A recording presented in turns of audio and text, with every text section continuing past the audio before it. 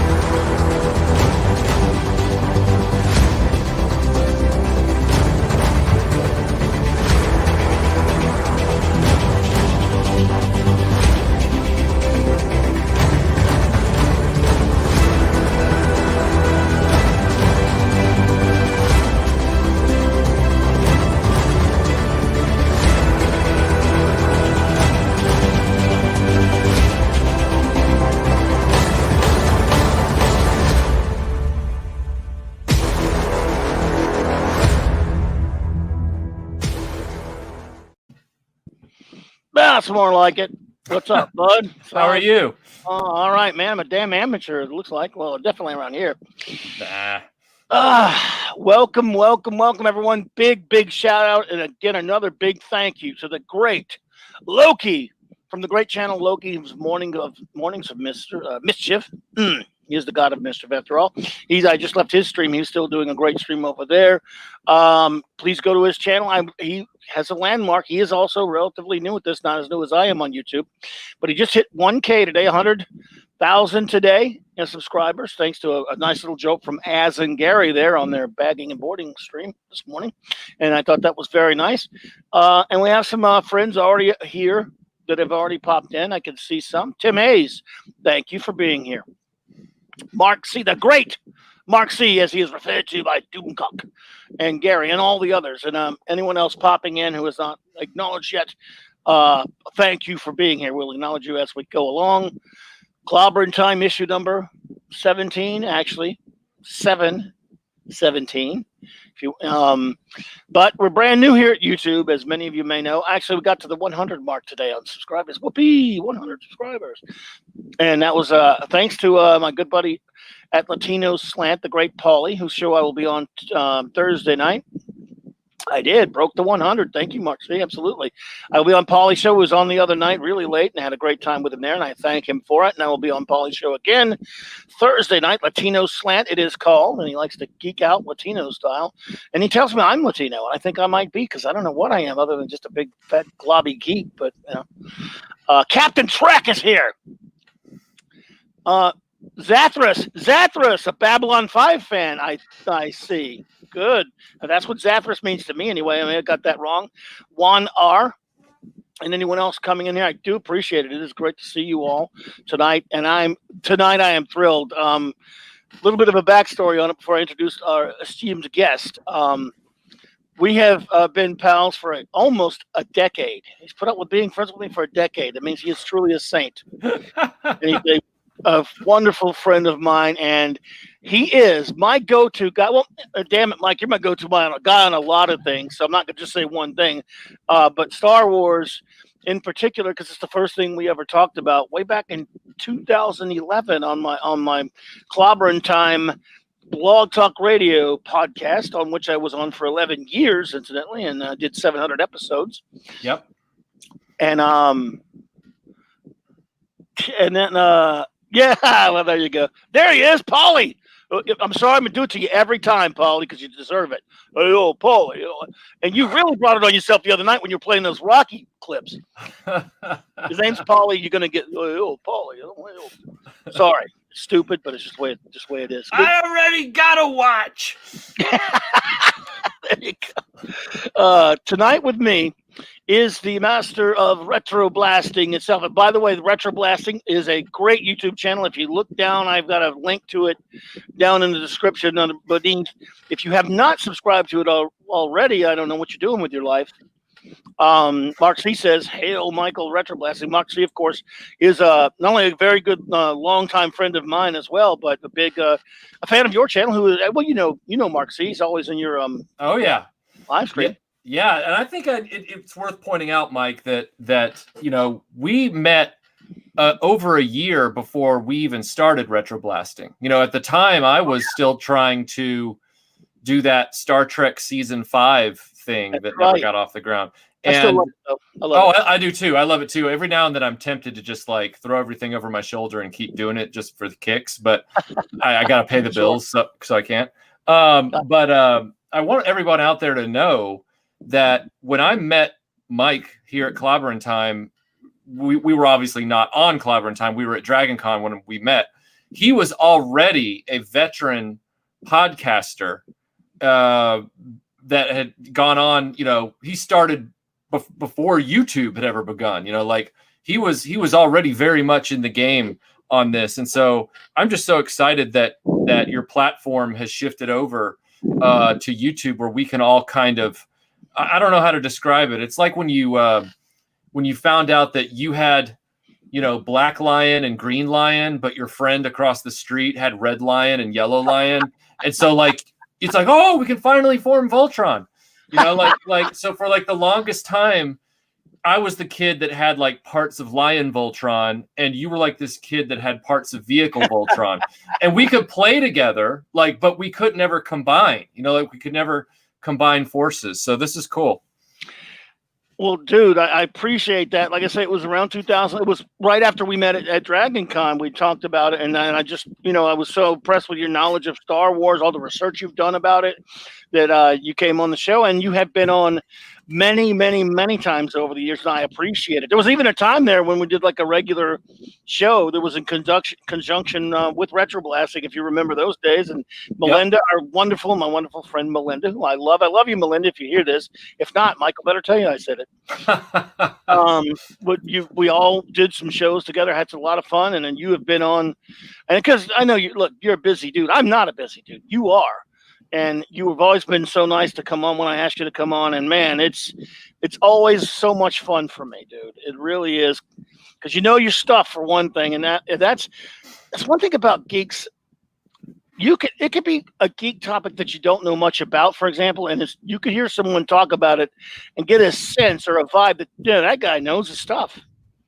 Even if it's it's not something that you're into, you can vibe it in a way. Yeah. And as you probably are aware as well, Mike, when you have all these different interests that are within pop culture that go back so many decades, things can get muddled. Like when they're not your area of expertise, like things can start to blur. Like there can be this kind of, rain on the chalk on the sidewalk kind of thing where you're like, no, the lines are getting all mushy. So like, for example, if I'm talking about Robotech, I know about it, but I might accidentally say, the wrong date for its airing because I'm thinking about Voltron instead of Robotech, and I get the two mixed up. But when it comes to Star Wars, the original trilogy, I'm 100% confident in my knowledge. And I know that you're like that with like Kirby comics and Star Trek and a number of things. And so like when it comes to, I don't get defensive. I always go into a room about any topic with, I'm going to assume I'm the stupidest person in the room. But when it's original trilogy Star Wars, I don't go in throwing my weight around, but I don't give ground to alleged experts. It's like if you're standing in front of me talking about the original trilogy and you didn't work on those films back in 77, 80, and 83, I will not back down if I know something that you are claiming I've gotten wrong. But that's the one area where I am defensive. So. Oh yeah. Well, look, I don't blame you one bit, man. I mean, look, I have no problem admitting that I have geek pride. Mm-hmm. I think everyone does to an extent. By the way, Mark C said, I have a vivid memory of playing the Kenner Star Wars Electronic Battle Command game, waiting for my family to get dressed to go see ESB. Yeah. Oh yeah. Oh man, great memory there, buddy. I have so many memories. We're going to talk about a lot of memories about Empire Strikes Back tonight. Yep. But when it comes to, I have a few things that I'm fairly confident that again, with my garbage memory though, I could forget things that I know I just have a terrible. I'm getting very old, and I think I am getting a little bit of the old timers there, as they call it. And I wish I was kidding, by the way. So I have what you call dangerous memory sometimes, bro. Well, you know how I forget stuff. But when it comes to comics, especially gold, actually silver and bronze age in particular, like my buddy Mark C, who is also really an expert on comic book art as well, that Star Trek, I'll go up against anybody on. Although Doomcock scares me, I think Doomcock could probably take me down a peg on that. Doctor Who, the real deal. That would be one. I have a few of those things that I'm pretty confident about. But they always, as said in a movie that I know you don't really like a whole lot, there's always a bigger fish. Oh, yeah. That was where Star Wars and I had we had an intervention together, and we sat down and I told Star Wars at the time, I said, look, I've been loyal to you for a long time, and I stuck by you when everybody else just forgot about you. They just called you kid stuff and they walked away. And I stuck by you. And so I think you've gone a bridge too far on this one. I can't follow you because now I hear you're drinking and you're taking the car and you're using a baseball bat and you're smashing mailboxes. And I can't defend you anymore. Like, I could defend you before you started doing this, but with the prequels, you were basically smashing mailboxes with a baseball bat, and I'm out. I had to walk away. Little did I know, how much worse it could get. I don't think any of us did, buddy. Yeah. The great thing though is we got Empire to talk about, so we get to people. You and I, and we won't have to go too deep into it because it drives us both insane. We get into hating everything. You're haters. You're always negative and all this kind of crap. Well, guess what, folks? Tonight we're gonna have fun. We're talking about something we both love. Yep. Even if we might still clobber a few things. RR, great to see you, my friend. But we might do a little clobbering here and there, but we're still just talking about something we loved. Yep. I saw ESB on television around 1993, 1995 ish on the USA Network. Well, at least it wasn't special edition, bud. Yeah. It really shot me. Okay, the twist got him, so at least he didn't get that twist. Yeah. Blowing for you. One of the things that I kind of mentioned, I wanted to start out with a little bit when it comes to this film. I saw it, of course, something like about 15 times in 1980. Because I just gotten a truck, a beat up old truck, my first vehicle, and it's a couple of the questions I'm going to ask you about is some of your favorite Empire stuff from back when you were a kid. I mean, it's easy to get it now. That's another thing I want to touch on in a little bit. But along those lines, I had this shirt. I had a gray Empire Strikes Back shirt that I got even before the film came out. And I got my driver's license picture taken with that shirt. So for 5 years, I had that on my driver's license. And I would kill to have that shirt back. I know it's stupid, but it was just a logo. No, that totally makes sense. Well, I'll let you ask the question. I don't want to assume the question. No. Oh, no. You can, if you want. If you got something, go for it. I was just going to say that I have something like that. When I was 5 years old, it was the summer of '83, and I became 5 in July of '83, and so Return of the Jedi was big on the scene then, and I had already seen Star Wars on a big front projection television as only the 80s could deliver, one of those big front projection unit TVs that looks real mod, like it's in some sort of 70s porno or something like that. Like it just had this awesome, kind of like, it was the one where you had to sit right in the middle of the couch because otherwise if you went left or right, the screen would disappear. But so I'd already seen Star Wars. So I go in and I see Return of the Jedi, and that summer, I've got the Underoos Luke Skywalker Return of the Jedi shirt, all that kind of stuff. But I really wanted to see the middle chapter. And I finally saw the middle chapter when it came out for rent on video cassette because there was no other way to see it. I had the read-along cassette. So I kind of knew the beats. And I had a number of the figures from it, but I hadn't seen the movie itself. And so Dad brings it home this cold November night, because it was November '84 when it finally came out. Amazing that it took that movie 4 years to come out on video. Yeah. But that was the way it was back then. And as soon as I saw it, see, I had a Return of the Jedi lunchbox from kindergarten that year. But I was going into first grade, new school, and it was a few months into my new school year. And as soon as I saw Empire Strikes Back that night, I immediately was like, Mom, can we please go get an Empire Strikes Back lunchbox? Like I immediately was just like, this is the greatest thing ever. I don't care that it's the movie that happened before the movie that just came out. This is the movie for me. And so Mom went out, and I actually went backwards in my metal lunchboxes. I actually went from Jedi to Empire. And I had Empire, for like at least a year or two.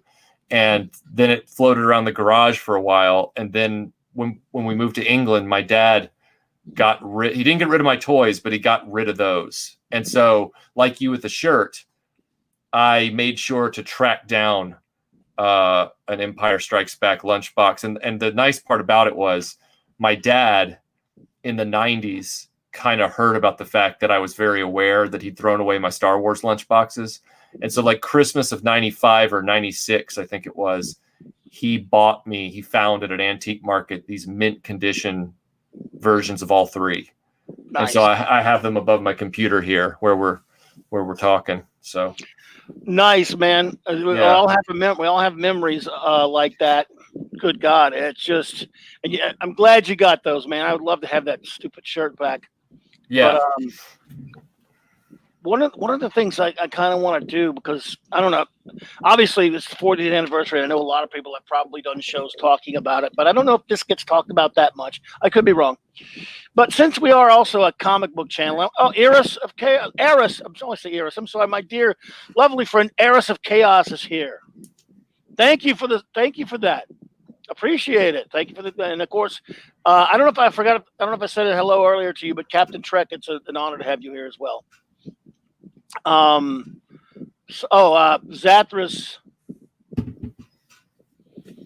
sold my ESB Falcon at a yard sale. It kills me. Oh man, yes. Zathras, let me ask you this, since we're on that topic, before we jump, may as well, since we are talking about that. Would it be this one? This is my other most treasured possession from that time, Michael. The die-cast. Basically, not much bigger than your hand. Millennium Falcon. How many times did I fly that through the asteroid field in my mind while I'm running around the house? Yep. And I was 16 years old, so that's pathetic. But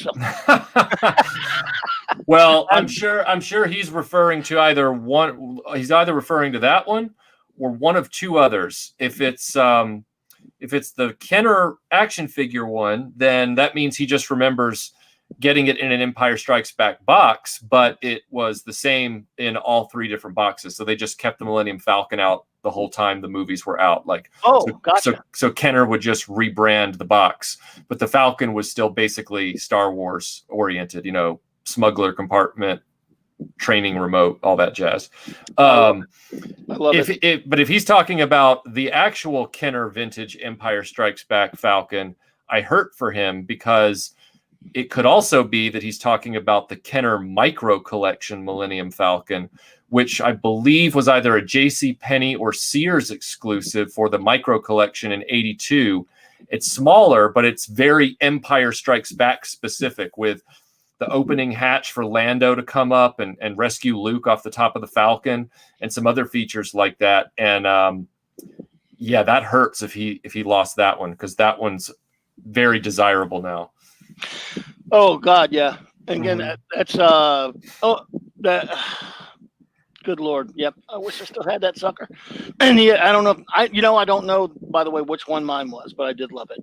Yours was the diecast. The diecast one was the diecast one was only sold during the original run of the film and a little bit into 1980 before they canceled the diecast range. So your Falcon is truly Star Wars 77 base product. I want it back. I don't even know what happened to it. That's how absent-minded I am, damn it. But I want to take everyone back to a couple of weeks before the film came out. And before I go, to give you an example of things we didn't know about the film right before it came out, let's see here. Does anyone ever remember a magazine called? Where'd I put that sucker? Oh, well, I had the picture. Oh, yeah, here we go. Famous Monsters of Filmland. Look at that. Star Wars 2, The Empire Strikes Back. Ah, good times. Yeah, I love Good times. I Great. love the fact that you can tell it's from that golden era because Moonraker is on it too. Oh, yeah. Moonraker's on the cover. That's awesome. And it's 79 because, you know, Alien was just big out there. And the great Forey Ackerman's magazine, Famous Monsters. I'm a Starlog guy, and we have some Starlog picks too. But I remember buying this. I don't know this isn't my copy. I may actually still have this, though. But, yeah, I remember Star Wars 2, and it's called The Empire Strikes Back. Yes. That's why the episode 5 thing made me go, huh? Right.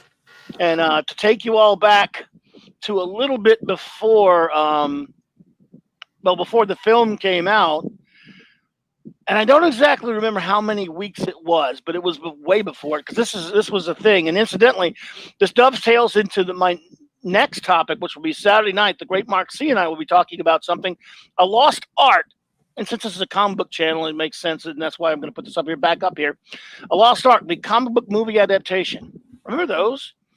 Remember when every summer, whatever the big blockbusters were coming out, there was a comic book adaptation of those? Yeah.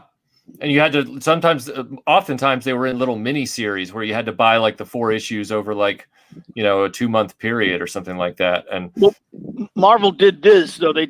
What they did first, this was actually the Marvel Super Special. I got this first. But actually, they released this little paperback of it first. Uh-huh. And this is a novelization, but what was fun about this is a comic book adaptation in the paperback form. For those who do not know, this was far before the movie. And what's always fun about this for me is if you ever get a chance, by the way, like you said, Mark C., moment of silence for the great Al Williamson who did the art. Archie Goodwin and Al Williamson were working from very early drafts of the script. Yep. And to kind of drive that point home a little bit, take a look at what Yoda looked like at first. Uh-huh. Little purple Yoda right there. Obviously, all the dialogue, I mean, all of it, almost all of it, not all of it, is so different, by the way. I mean, they really, and you're the expert on this, and I will touch on it later, how much they changed from script to when they're filming. Because you've told me that before, I believe, if I'm not mistaken. You've talked about it. Yeah. They with all films, they go through many drafts of the script, as well as, you know, production design, stuff like this. And by the time even they get to filming, sometimes they don't stick to the page as it was. You know, like Raiders of the Lost Ark is an infamous example where they taunted Lawrence Kasdan by sending him a photograph of all of the crew and cast in Tunisia on location with their hands on a typewriter, basically gigging him that they were rewriting the script as they went. So yeah, it's very common for films to evolve all the way up until even in the edit, of course. Yeah. And I guess it was probably that way with a lot of comic book adaptations and novelizations too, which we'll show in a second. Except for the Wampa, I finally completed the original Kenner ESP collection earlier this year, just before the pandemic shut down all the Comic-Cons. Venkman. Nice. Excellent. Yeah. And the Wampa is easy to get if you don't mind a little yellowing. So you did well there, and then you can always yellow him. So good job. Incidentally, shout out earlier today, my good buddy Paulie at Latino Slant. I'm sorry I missed the show. I did not know about it when I was doing some other stuff, but I did listen to it later. He brought back a bunch of his old Power of the Force toys and opened them up and had a good stream there with the great Loki. And that was fun to watch, dude, watching you open those toys, man. I enjoyed it. I wish I could have been there, buddy. But that was cool stuff. But anyway, where was I? You know me when I get going on. So you were talking about the differences between the adaptation. Oh God, yeah. They came out as well, and again, a lot like you talked about how they come out in parts. First, they came out with that little book, then they came out with the Marvel Super Special number 16, which we showed a picture of, and then later in their regular comic, which ran much later, they chopped it up into parts of the ordinary ongoing Star Wars comic book series that Marvel had started with an adaptation of the original film. Uh-huh. So, as you know, when it ran, Marvel Star Wars ran like 108 issues. So, and one of the funny things, and you know what, that's one of the things I forgot to give a picture of, but I'll just mention it.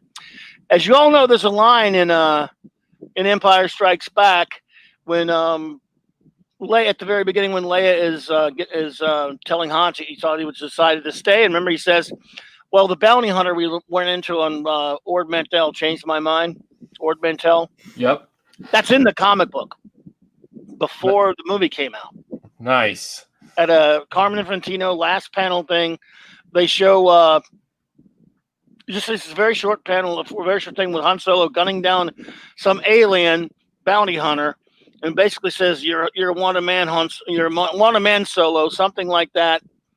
And I'm not you're hunter, something like that. You have a price on your head. I'm not the best to come after you, only the first. See, isn't it great when they used to have that kind of coordination?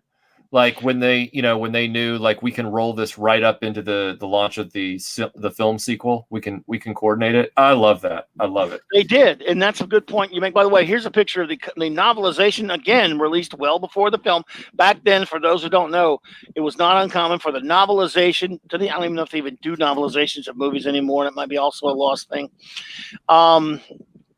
Came out far before the film. If you wanted to spoiler it for you, because no one even used that word back then, people just, you either read the book or you didn't. You waited, if fine. If you read the book, fine.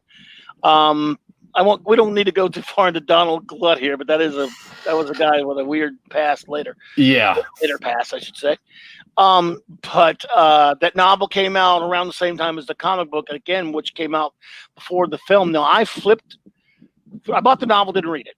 I flipped through the comic, the Marvel Super Special. I did not get the small book. So that's why I did not see the purple Yoda till later.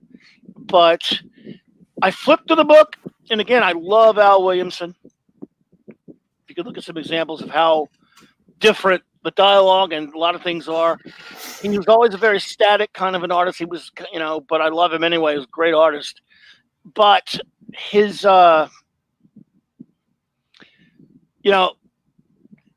you could kind of look at it without blowing a lot of the story, if that was your thing, if that was your concern. If you don't read the panels, it doesn't give away a lot. But I did look at the art a lot and still was totally surprised by everything in the film when I saw it. And so much so, oh my God, that ending. But like you were saying, they also, put it out in chapters in the regular comic book. But you talk about the coordination between Marvel Comics and Lucasfilm. Yeah. Interestingly enough, it wasn't always that good. Yeah, I've heard that it wasn't always the case, but in the case of the transition to the Empire Strikes Back miniseries, they really nailed it, whereas they just kind of didn't with Return of the Jedi. Like Return of the Jedi, they just kind of came out with a miniseries simultaneous to the Star Wars Monthly, and yeah. Well, yeah, but yeah, exactly. But one of those funny things about that for me is this was a Star Wars annual that came out. It was around 78, 79. Actually, it's covered at 79, but it was late 78. Love the Walt Simonson cover. Wasn't too big on the Mike Vosberg inside. But anyway, in this story, this does tie into Empire, everyone, in a sense. By the time this was done, according to Roy Thomas, who was, I believe, was the editor. He was one of the editor-in-chiefs at the time. I know he was an editor of this book. Archie Goodwin was the writer. Actually, I think Mary Jo Duffy wrote this one. I can't remember who wrote the book, but this issue. But anyway, it may have been Goodwin. They've been keeping things pretty tight-lipped at Lucas, obviously. At Lucasfilm. And Roy Thomas, in an interview I saw years ago, said that he was a little annoyed by this because and I guess, he didn't want to let Marvel in on the loop. If you look here, this is a story within this, in this story where this character in the book refers to how 3 Jedi Knights came to his planet and saved his life. Obi-Wan Kenobi and his 2 Padawans. They didn't say Padawans, I'm adding that. But there's the dialogue right there. His 2 pupils. And much later, one of the pupils returned told us that he told us that Obi-Wan and the Jedi were destroyed by his hand. Then he invoked our oath and made it blah, blah, blah, whatever. So his name was Darth Vader. Oops. Oopies. Sorry, sorry, Marvel. Well, but again, if you read the original draft of Empire by Lee Brackett, it's clear that Lucas hadn't even decided yet that Darth Vader was Luke's father. In that draft, the original draft of Empire screenplay, Anakin, not even named Anakin yet, he's a ghost on Dagobah, and he talks about the evil of Darth Vader, the Dark Pupil. And how you have to save the universe, son. Avenge me and save the galaxy. So all that stuff was very fluid up until that point. That's the whole thing. That's why as much as I think it was a good decision for Empire to do that. I mean, it's one of the best twists in movie history, and it was a real emotional punch. His obsession with then doing it again and again in subsequent films with other characters just watered believability down. And it's like, if you had just stuck with that one and just left that one well enough alone, we would have gotten through this okay. But, making Leia Luke's sister, which also wasn't planned, and making C-3PO Darth Vader's, childhood hobby kit, that wasn't planned, and, all that kind of stuff. So it is a double-edged sword in that respect. Yeah. Yes, but I thought highlighting this would sort of harken back to the film and and give you a chance to kind of do what you just did, talking about how a lot of that was, I don't know if you want to say improvised, but a lot of what was filmed was done while filming in terms of changing the script up. So, which you did, which you pretty much pointed out there. So Roy Thomas was pretty angry with that. I'm pretty upset about that, but what are you going to do? Right. But again, hail Al Williamson, the late great Al Williamson. I really love that comic book adaptation. Was just again, of course, actually, but he also did the adaptation for Return of the Jedi, but he didn't. And Russ Heath did a lot of it as well. They had different artists. My favorite adaptation he ever did was also a 1980 film called Flash Gordon. That adaptation is fantastic. He did it for Gold Key. Or Whitman, or which one of those? I think it was Whitman. Right. Oh, okay, Whitman. Yeah. Whitman Gold Key. They actually were owned by this Western, so I did it for Western. I have the graphic, quote unquote. There's a graphic novel version of it, and again, it was also split up in the comics. Anyone who is a fan of Williamson and that Flash Gordon film, also 40 years this year. Wow. Find that a lot of movies are 40 this year. So that's a little bit again for those of you who were wondering. Again, next Saturday night we'll be talking a lot about comic book movie adaptations. A lost art. They don't do them anymore, and they probably really haven't done them since the 90s. I don't think, but it was a big thing in the 80s, though. It's amazing. It's amazing how many products that they could sell us they just won't anymore. I thought these companies wanted to make money. And it's like, nah, we just sell feelings and ideas now. We don't actually sell our wares, Absolutely, dude. That is absolutely right. So that's basically a rundown of Marvel, Marvel's involvement with Star Wars: The Empire Strikes Back. There was also in the early 80s, the internet was called Starlog magazine, at least the geek part of the internet. Famous Monsters you've already seen, and got a couple of covers here for that. God, I miss Starlog. It was so good back then.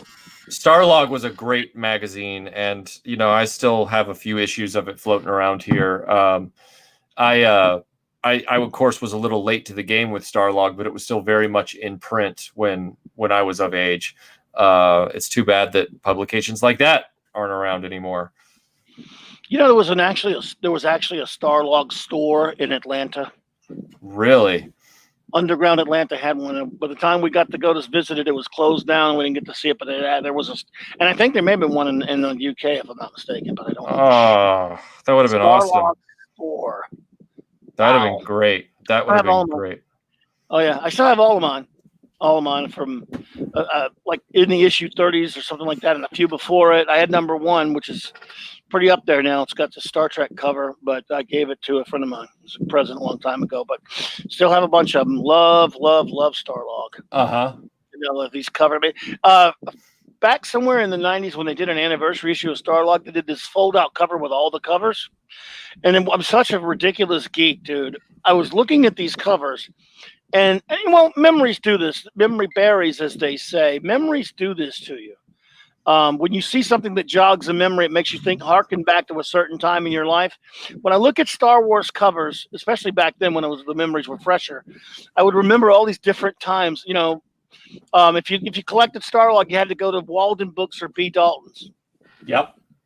And I remember that every month. That was just a fond memory going to pick up. Hey, let's go get the new Starlog. Got to go get our new Starlog, Mag. Yeah. Great stuff. There were other good ones now. There was Fantastic Films. You know, Son of Fantastic didn't even do anything in The Empire Strikes Back. I remember being pissed about that, but it was Famous Monsters. Well, that's a huge miss. Oh my God, it was. I'll show you my favorite cover of a magazine that did cover Star Wars back then. Was Jim Steranko's Media Scene Preview. This was a great magazine. Good God. Look at a Steranko Empire Strikes Back cover. I got a lot of art on here that I've showed up. Wow, that's awesome. He signed this forever. That's back when they did it right. Dang. Oh God, yeah. You should see his Indiana Jones stuff. All of it. I don't know if you've ever seen his Indiana Jones cover. I have. Yeah. Of course. What am I saying? It's you, man. Of course you have. But good God, I loved Media Scene Preview. And the great Steranko, of course. But yeah, there were a lot of stuff back then that we collected. Let's see. Every now and then I check the chat, my friends. Sometimes I take a bit. Let's see here. I want to see Starlog with a split cover image of Featuring Boba Fett from that time. I'm sure I have it. I didn't think I loaded it up though. Oh, anyway. So, Michael, let's see here. Because I don't think there's anybody that knows this film better than you. If there is, I don't know him. I can say that with confidence. Do you remember any other, aside from toys, because that's low-hanging fruit? I mean, that's easy. Right. Any other stuff you had? You mentioned the lunchbox. Any other oddities like that you had back then at the time from Empire? From Empire. Well, there was a read-along book called, I think it was Escape from Ord Mantell. Or maybe it was, let's see, hold on. Ord Mantell. I'm looking it up. Read-along. Rebel Mission to Ord Mantell.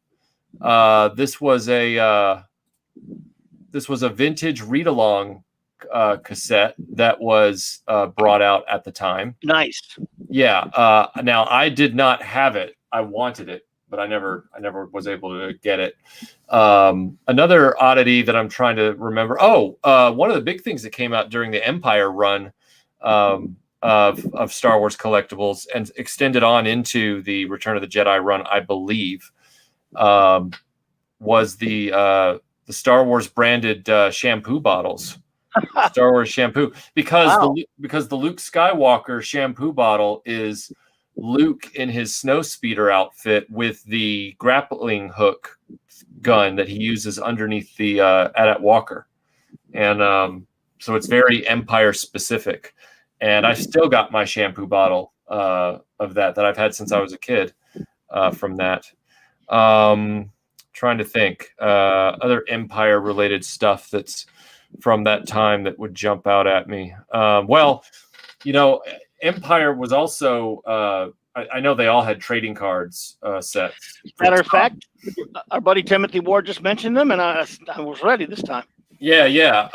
And Empire had a number of different series, all designated by the different borders, the racetrack borders on the deco of the cards. So there's like the red set and the blue set, and I had them all, man. I had them all. Yep.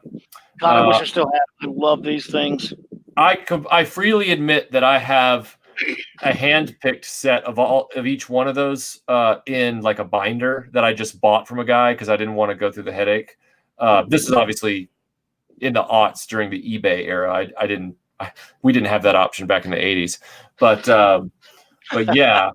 And then I'm trying to think. Oh, one of the other Empire Strikes Back oddities that was unique to that era of collectibles that they never did again. I don't know why. Like, when I say never did again, I mean never did again in the original 77 to 85 run of Star Wars. The fan club, the Lucasfilm at that time Star Wars fan club, offered Luke Skywalker's jacket from the Empire Strikes Back for sale. Like, you could buy a replica of Luke Skywalker's jacket, the one that he wears on Cloud City and Dagobah. Mm-hmm.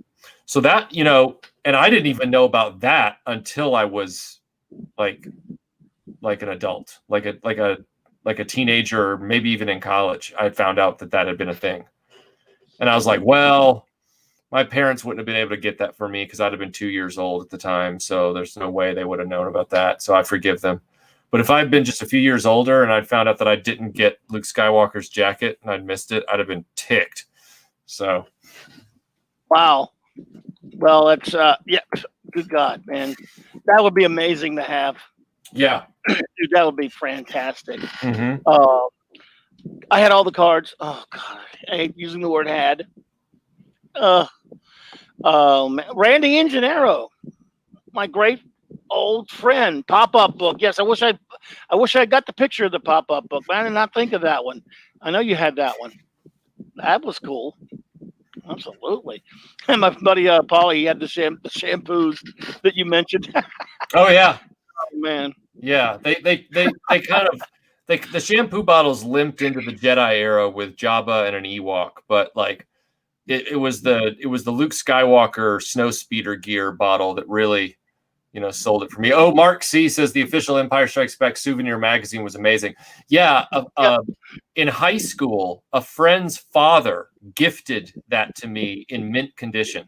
Nice. Yeah, it was unreal. Like, I was like, whoa, like that was really cool, because that was pre-special edition times, pre-prequels, pre all that stuff. I was still just the guy holding the torch for Star Wars. Yeah. I think I still have it somewhere. I do too. I got it somewhere, packed away.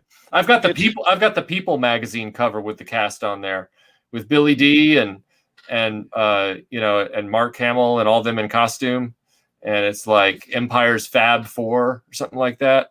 That's one of my favorite covers of all time, because it actually shows Luke from head to toe, so I could get a good look at his boots.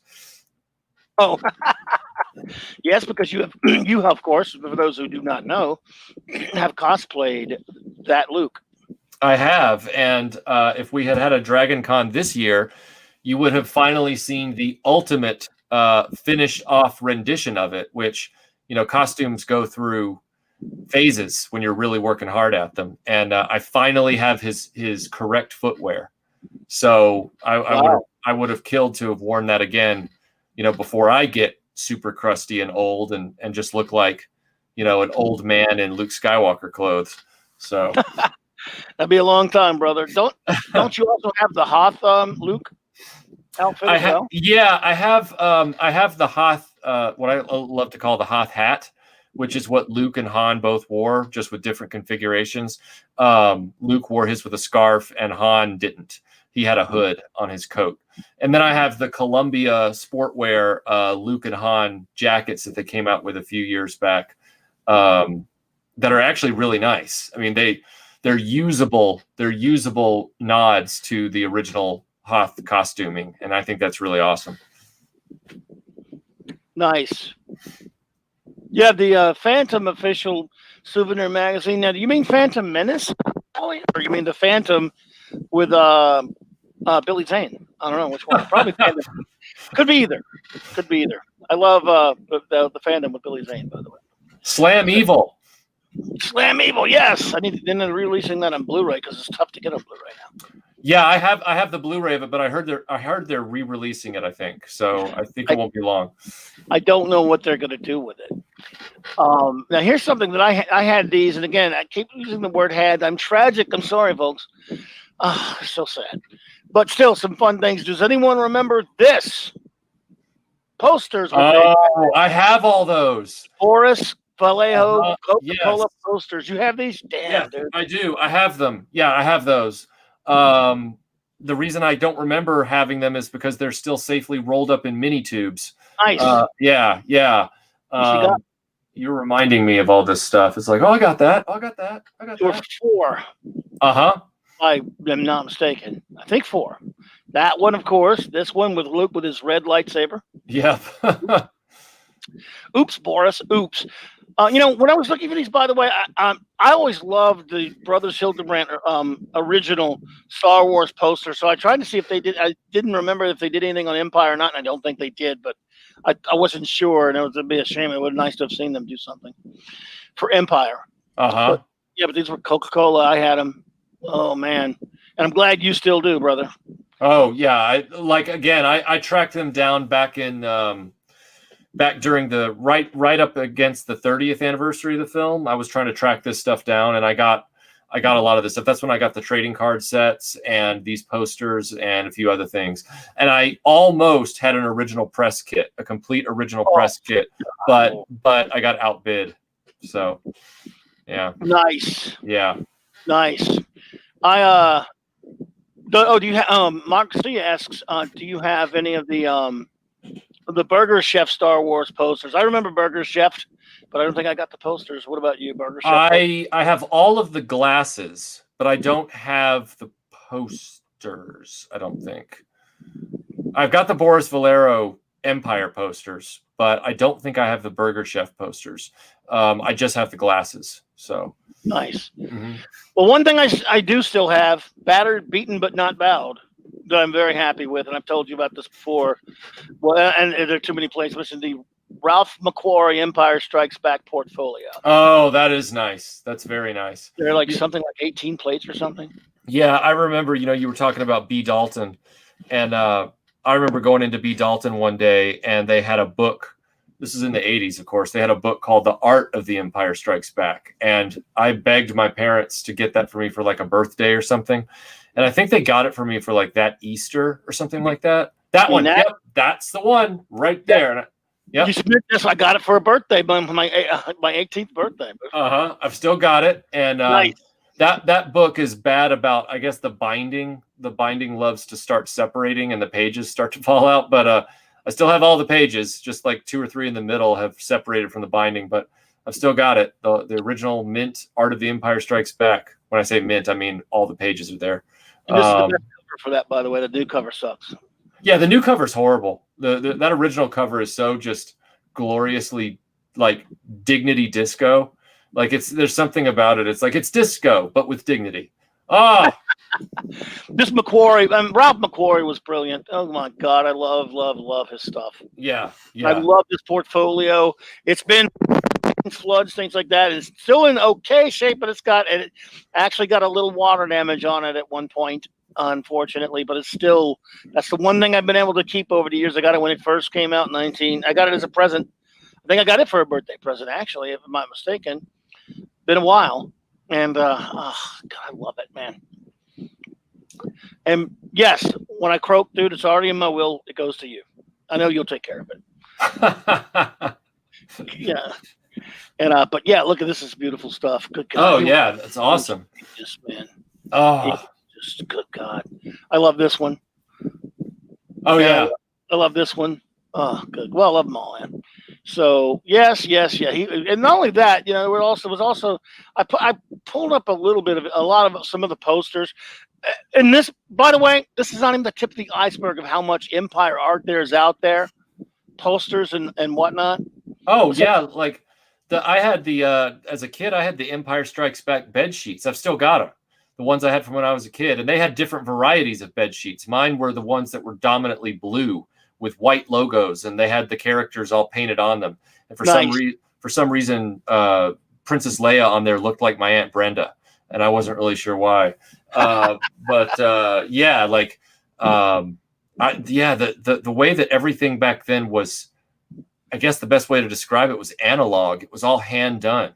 You couldn't just slap digital Photoshop still frames from the movie all over your products. And so what ends up happening is all your products today, they're all homogenized. Like they all have the same imagery, the same look. And I know corporations love to say, well, that helps us keep it on brand. And it's like, you know what? To hell with you and your on brand.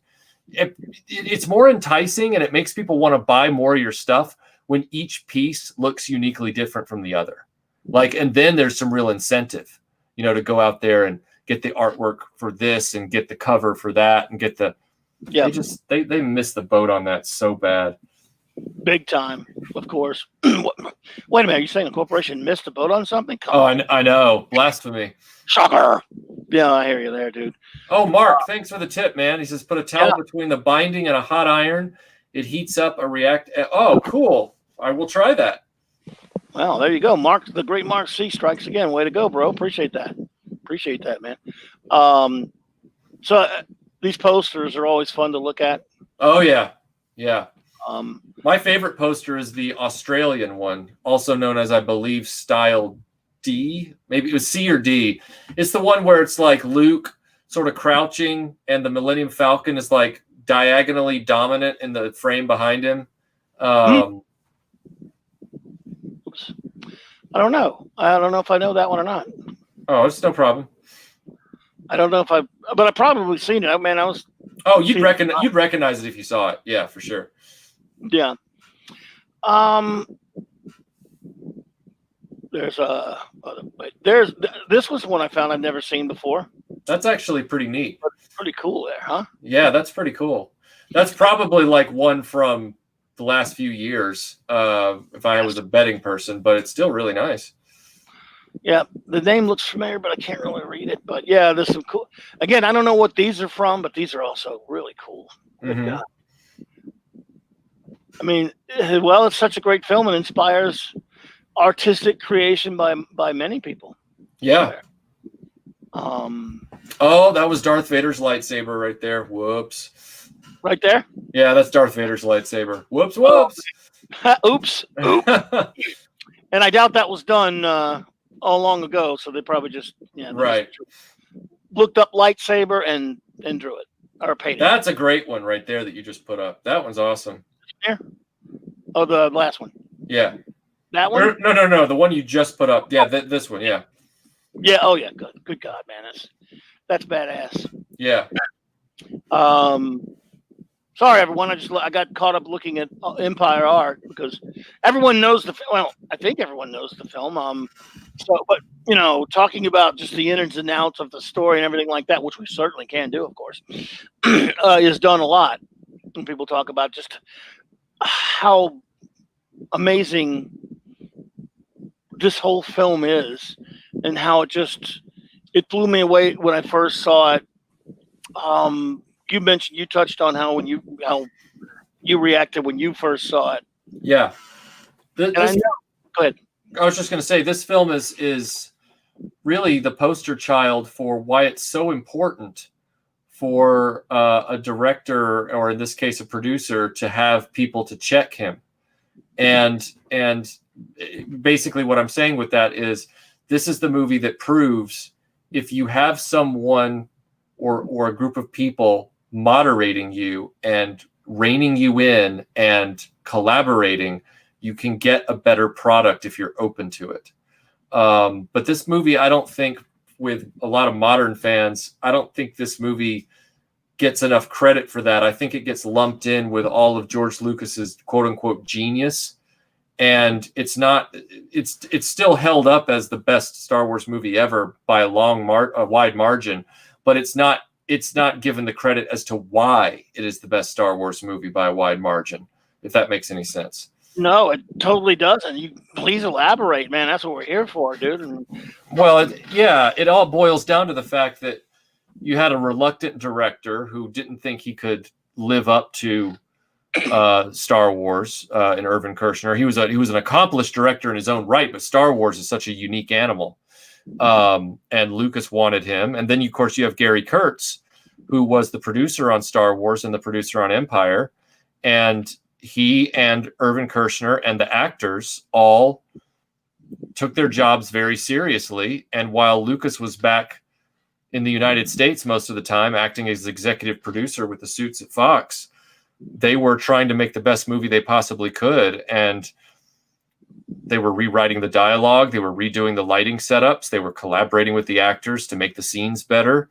There was a lot going on behind the scenes, and Lucas started to get really angry. And I know that there's all the stories about how, Bank of America called in their loan, and Lucas got mad because, suddenly he had to pony up more money and make a deal with Fox, and he was mad at Kurtz and Kirshner for allowing that to happen, and blah, blah, blah. And it's like, yeah, but at the end of the day, not only did this movie have no problem making its money back by a wide margin, but it's also gone down as the greatest Star Wars movie ever.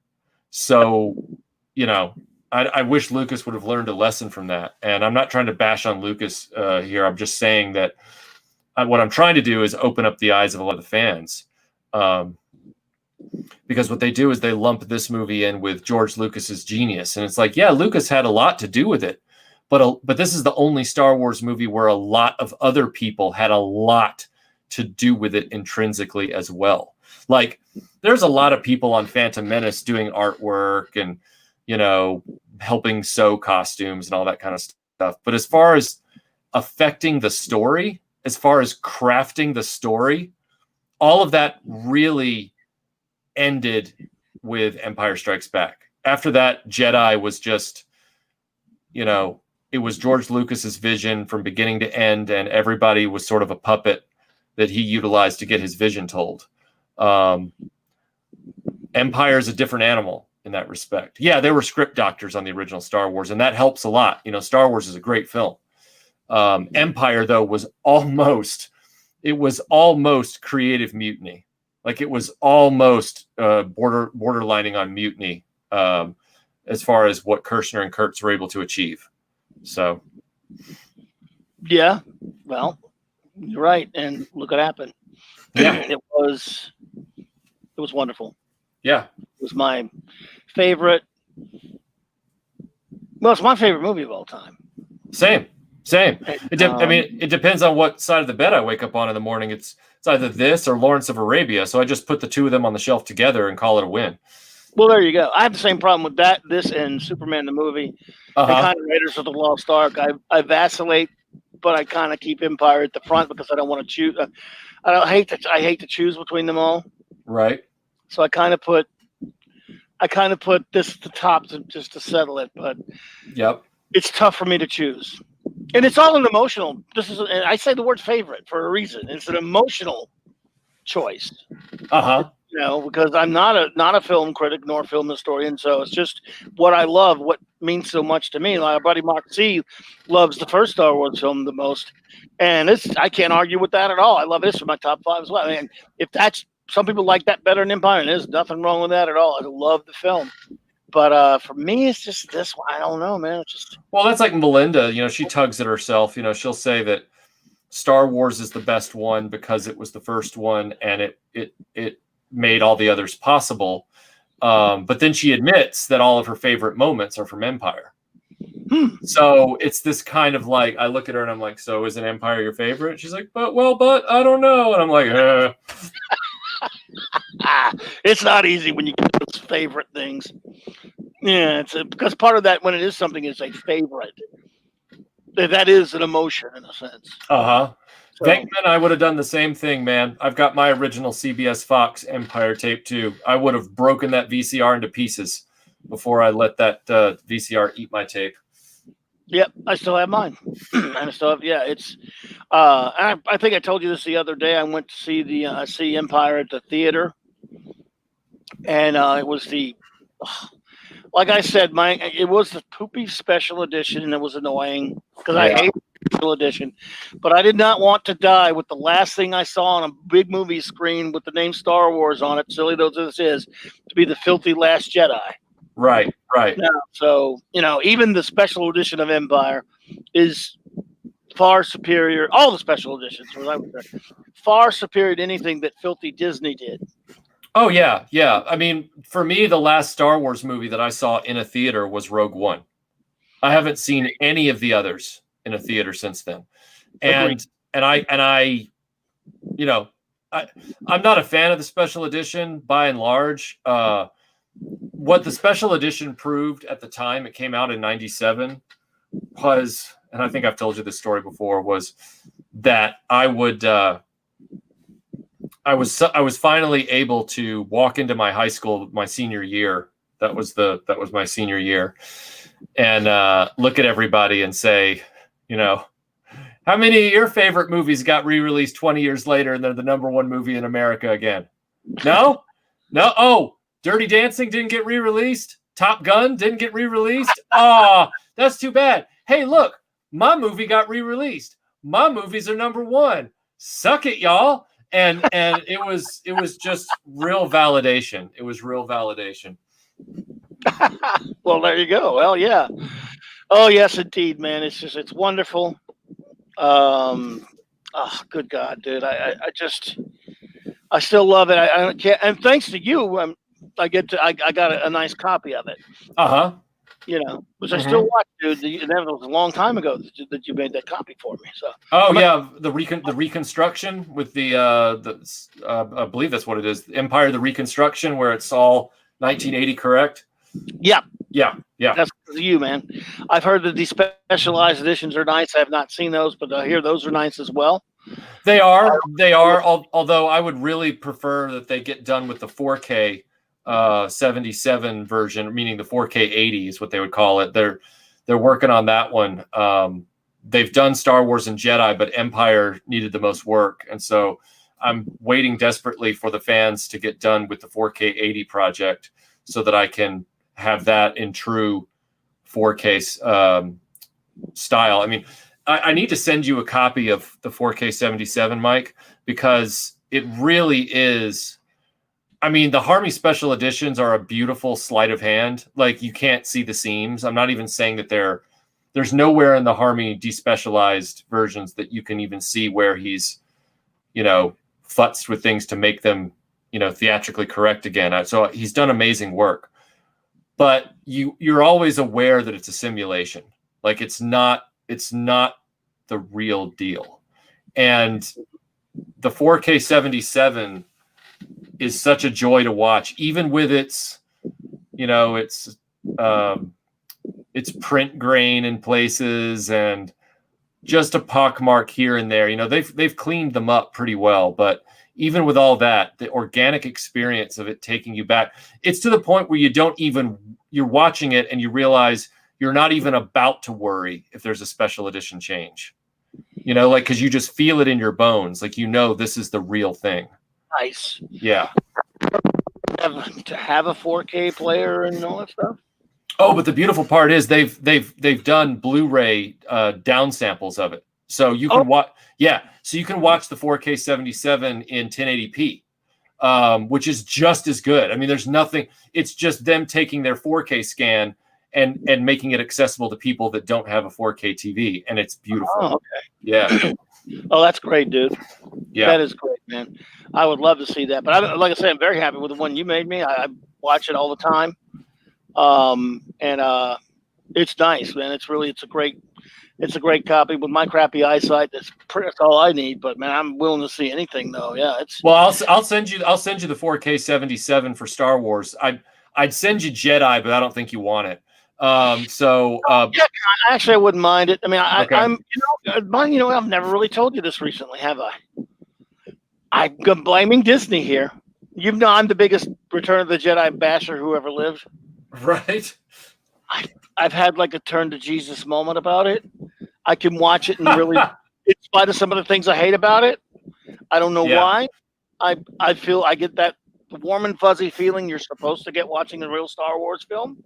Yep. I never got with Jedi because I had a chip on my shoulder about it. I was angry because I was 19 years old when I went to see that after waiting 3 years after seeing Empire Strikes Back, and I was pissed off that I had to see Muppets and teddy bears. And I hated the way Han Solo was scripted in the film, and yet now that's all gone. And after it took 35 freaking years or more, and now. And yes, it's probably because of this filthy garbage of Disney. I'm not kidding. I can watch it now, and I wanted to watch it again, and I've actually watched it every now and then, and I like it. Like most people say, yeah, I agree with some things wrong with it, but I still love it. I might be there now, where I was not before. Yeah, it is a compromised movie. There is you won't get any argument from me on that. That's the one I was talking about. That's the poster. Oh, yeah. I love that one. It was a compromised movie, but it's still worlds better than anything we're getting right now. So the stuff now is just fan fiction crap. It's not. Yeah. And I've always said, look, and we don't have to get into beating up on the prequels. So I've never hated the prequels, but I've always been one of those kinds that says, you know what? I hear all kinds of criticisms of them that I can't argue with, that I do agree with a lot of the criticisms of it, and still they never bothered me that much. But nevertheless, I gave mine to Melinda because I remember she wanted to watch them. She hates the prequel. Yep. And she wanted to watch them, and I forgot how long ago that was. I said, well, I'll send you mine. You can watch. She said, okay. She said, well, I'll send them back. I said, don't bother. Yeah. And I don't want them back either, but I don't hate them, never hated them when they're on. If I'm flipping the channels or something, they don't bother me. But that's my issue, Mike, is that I don't sit around hating the prequels actively in my mind, but when I try to watch them, I very quickly get bored and I want to go do something else. Like I don't find them to be terribly watchable is my thing. They're not offensive in the way that the Disney trilogy is. Like they're not, they don't ride roughshod over the original trilogy in any real sense. But I just don't find them to be very engaging movies. They're just boring. Like they don't have any tactile sensibilities. They don't have any good pacing. The dialogue is wooden. The story is overly convoluted. There aren't a lot of emotional stakes that I can really grab onto. It's just like, yeah. No, I get you. I think I only like them a little bit more than you because I can sit there and enjoy some of the action. I really do like Ewan McGregor. I even actually kind of like Qui-Gon Jinn. I know that's weird, but no, I like those two guys. That was the best part of the whole prequel trilogy with those two Jedi. Yeah, I really like them. Yeah. And I like Mace Windu, and I like some of the stuff with Yoda. I mean, I really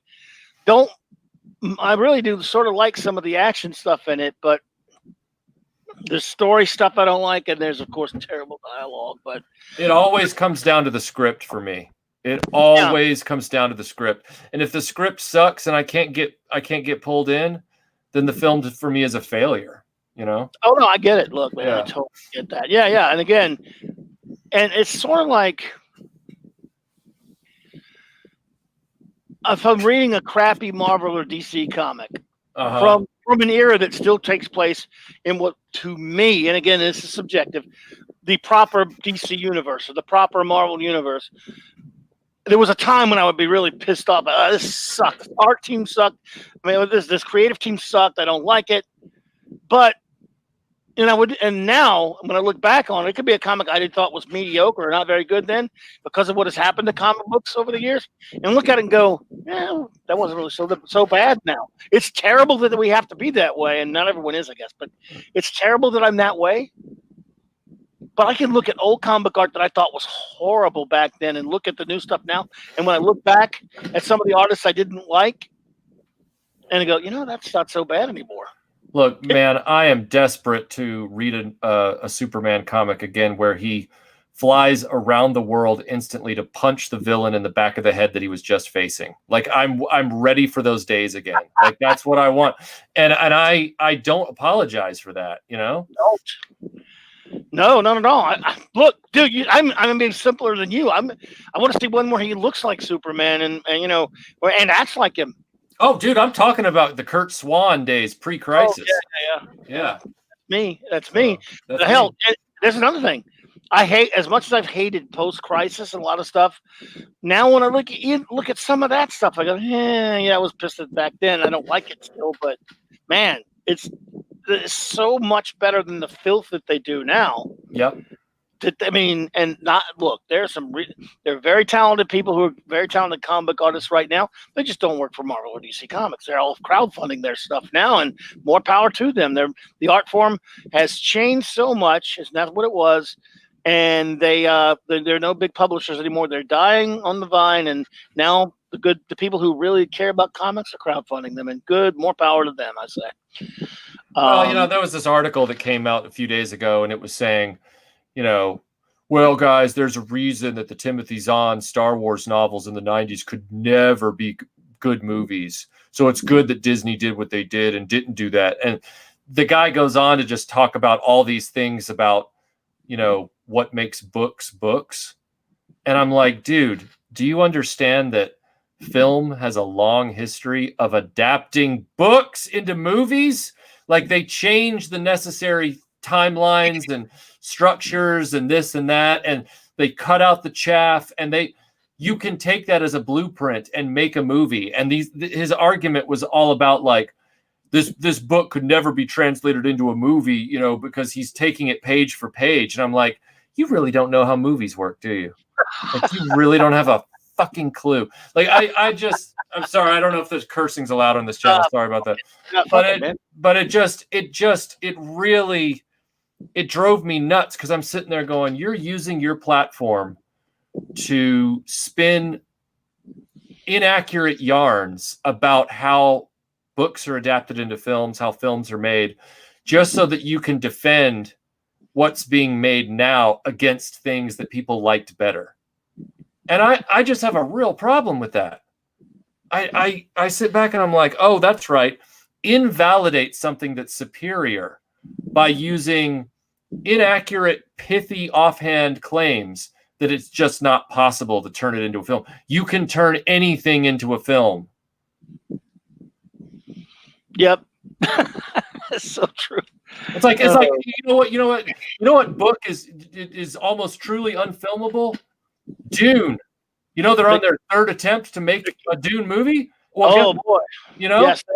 So I want to look at that guy and be like, if Dune is filmable for the third time, the Timothy Zahn novels would have had no problem getting made into a trilogy. Oh my God, would have been so. You numpty. Just like, ugh. Something, dude, at this point, I would love to see, this is just me, because I'm a big freak for animation. Seems like the older I get, you'd think I'd be out of that, but I love it even more now. An animated, fully animated 2D animation, please, but I'll take what I can get, of the Zahn novels. Yeah, I would love that. You know what? They could make whatever bullshit SJW Star Wars, quote unquote Star Wars crap in theaters all they want, which will bomb. Right. Mm-hmm. And if they did those films and like adapted them in some way like that, I'd say, good. You take your little movies, do what you want. I'd love to see some animation. I would It'll too. happen, but you've seen that guy that did that like sort of anime style TIE fighter attack online. It's pretty amazing. He did it a few years ago. Go ahead. I'm sorry. No, he did this amazing 2D animated TIE fighter attack in a very like heightened anime style, but it's still very accurate to Star Wars. It just has that kind of like Macross look to it. But it's really, really cool. And you sit there and you look at that and you go, oh, I want the Zahn trilogy in that style. I would love to have an animated Zahn trilogy that looked like that. That'd be amazing. Yeah. Yeah. Oh God, dude, it'd be fantastic. Yeah. Oh man, some probably think they should do the Dark Horse comic. Dark Empire was okay, but the Zahn stuff. Oh, see, that's the thing. Those two things came out like on the heels of one another, and I read the Zahn novels concurrently with Dark Empire, and I was like, same with you. I was like, Dark Empire's okay, but the Zahn novels are so much better. Like, and I don't understand the popularity of Dark Empire. I'm like, this is frankly weak sauce. Like, I was not as thrilled. Yeah. Plus, I didn't like the artwork. I thought the artwork was horrible.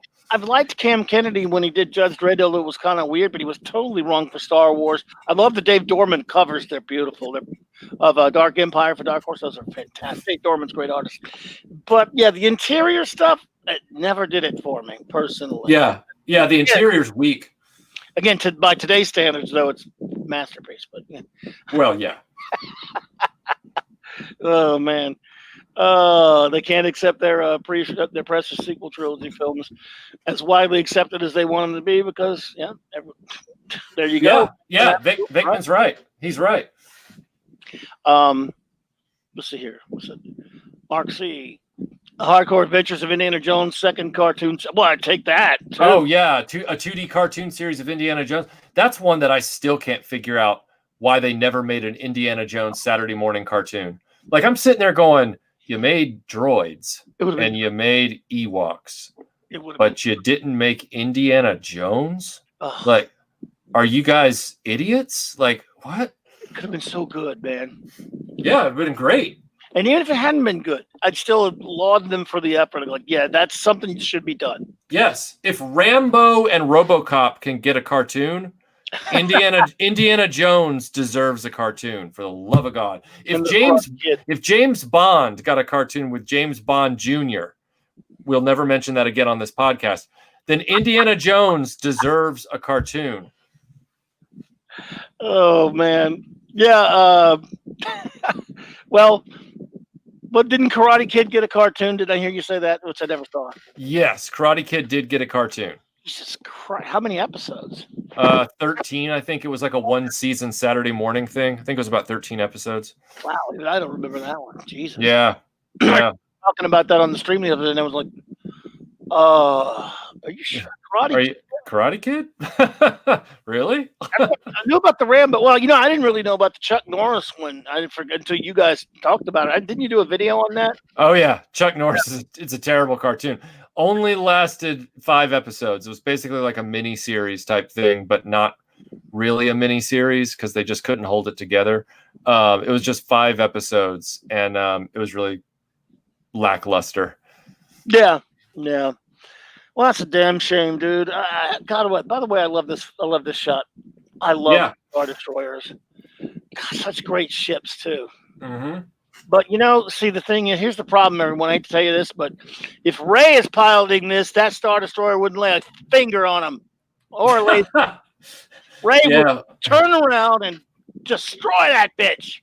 Well, blasters. Yeah, you're right. But then we also wouldn't be talking about this movie. But it would be the bestest ever, Ray.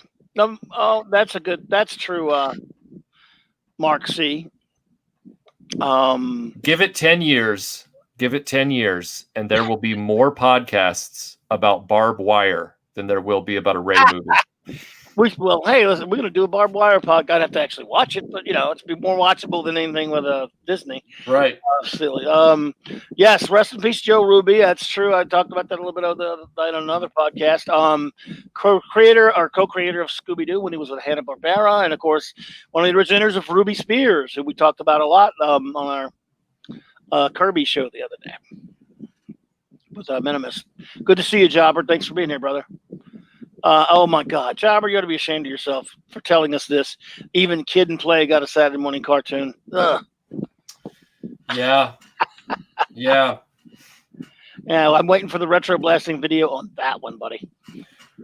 Well, I guess it depends on if you can get your hands on it. A lot of these cartoons are very difficult to find complete.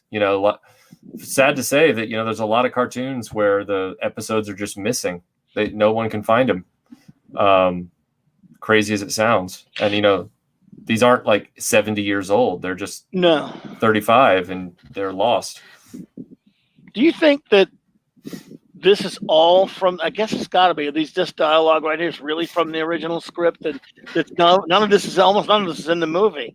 This is all from earlier drafts. Yeah, this is from an earlier draft of the screenplay. I have Lee Brackett's draft, the original draft, and then I also have like the 4th refined draft. That's the one I got signed by Gary Kurtz the year we met. And the dialogue, there's extra dialogue. You have this, right? Yes. That is basically just them taking the movie as you know it and typing it out. It's the final the final script as shot. But if you have some of the other drafts, then you can kind of see where that added dialogue comes in. And, some of that dialogue you can see on the deleted scenes of the Blu-ray where they just cut around the dialogue and just kind of cut lines out that they filmed. Yeah. So, yeah. Well, let's give Lee Brackett some love here because you talked about it. She deserves it. She really does, and I don't know nearly as much about her, other than I know she's been around a long time, and unfortunately did not live to see the film. But Right. this is something again, so, swerving back, to mainly the film itself. Again, so and that's what I wanted to go. I know we've been going around the film a lot instead of but all these tangential things because, talking about the content of the film's been done a lot, and that's why I kind of wanted to run around a little bit of it, like our memories, like things that we've owned and different things like that. But Lee Brackett deserves a lot of credit, as you have said, and well, look, dude, just run with it for a second about Lee Brackett because you've talked about her a lot. Lee Brackett unfortunately died shortly after she completed the first draft. She was a Hollywood screenwriter going way back. I mean, she penned Humphrey Bogart's movie The Big Sleep, and that is no small feat. I mean, she did a number of John Wayne westerns like Rio Bravo and things like that. And she was an accomplished real screenwriter. Like, there was nothing about her work that was subpar. And yet there's this mythology going around now that, well, the first draft of Empire wasn't very good, and Lawrence Kasdan came in and saved the day. And I sit back and I'm like, you do realize that with any Lucas project, Lucas is the one guiding a lot of the writing in the development process. He's trying to get these writers to understand this world, especially since he was the writer on the first Star Wars movie. And then he got it script doctored by Huck and Katz. This was the first time he had somebody else writing it so that he could take over executive producer duties. And my point to all these people who dog on the Lee Brackett draft is Lee Brackett was an infinitely more experienced screenwriter than Lawrence Kasdan as far as her chops. If Lucas had still had her alive, he would have said, okay, let's do a second draft. And she would have done an impeccable job on the second draft, just like she did the first. But Lucas works like a lot of corporate people, where he's like, just like with his artists and stuff who sculpt or paint for him. And then he comes in with his highlighters. He's like, show me finished product, and then I'll tell you what I like and don't like. And then go back and give me another draft. It's very corporate the way he works. And so I sit back with all these people and I'm like, guys, Lee Brackett didn't suck as a screenwriter. Lee Brackett just didn't get the opportunity to do a second draft. And if you read the first draft, because a lot of people haven't read it, if you read the first draft, all of the bones of Empire Strikes Back are already there. So you've got the snow planet, you've got Dagobah, the swamp planet. Some of the names I think are different. You've got the Cloud City. In that one, Lando is actually a clone, and they start to work in the clone mythology. Anakin or Luke's father is a separate character from Darth Vader because he was in Darth Vader's head as well. All this would have taken. It's not Lee Brackett. It's the fact that Lucas didn't get an opportunity to sit down with Lee Brackett a few more times like he would have with any other writer he's worked with. And so for people to dog on Lee Brackett, I find to be dishonest and disingenuous because they don't know anything about her, and they can go to hell as far as I'm concerned. Lawrence Kasdan had the benefit of her first draft to work from. He didn't even, there's all this talk about how Lawrence Kasdan threw away her draft and started over. That's mythology, man. Like, if you read the first draft of Empire, there's no way he threw that draft away because we know what the end movie was. The end result for the movie was everything from that draft slightly tweaked, changed, reshuffled, or whatever, but it was all already there. So I'm sorry. Like, I'll give Lawrence Kasdan credit all day for writing Raiders of the Lost Ark from a blank page. But his contributions to the Star Wars trilogy are highly, highly overrated by the fan base. They are not given the proper context. And I'll fight anybody who challenges me on that. Damn, dude. That's amazing stuff. And I think we probably talked about that before, but I believe it needed to be said again because you know how I am about giving proper credit to people who get slighted. Yeah. Because I'm a fan of a few people who've had that happen to them. Right. And it's not like you're trying to it's not, you're just trying to be fair is what you're doing. Right. I'm not even trying to imply that Lee Brackett's draft would if you read the tea leaves, it could automatically be seen as having delivered the experience that we got. What I'm saying is all of the bones of the dinosaur were in her first draft. And all it was a matter of was a few sessions of reskinning. And I have no doubt in my mind that Lee Brackett could have done just as good, if not better, a job than Lawrence Kasdan, given her experience as a writer. She didn't get the chance because she effing died. And so for people to say that her thing wasn't very good and George Lucas didn't like it, that's the kind of thing where that immediately makes your face punchable to me. It's like, oh, I see. So if you die suddenly out of nowhere, I'm just going to start telling people that every bit of work that you did up until your death was inferior. And thank God somebody else was there to pick up the football. I mean, it's just dirty, man. That's a shame. And I've never really knew a lot until I think maybe you mentioned it before that was really going on or a thing, even as the kids say. Oh yeah. Since the Lee Brackett draft made its way onto the internet a few years ago, a lot of keyboard warriors have gotten their opinions about the Lee Brackett draft, and they've read articles of people who have read it, who are also pretentious D-bags, and they've all, Lee Brackett's draft, it really wasn't that good, and George wasn't very happy with it. It's like, yeah, but what you guys aren't saying and what's never been said is that George Lucas had no plans to fire Lee Brackett. George wasn't unhappy and going to fire Lee Brackett. George Lucas just knew after he had guided the first draft that he was going to have more writing sessions, because all movies, especially back then, went through multiple revisions.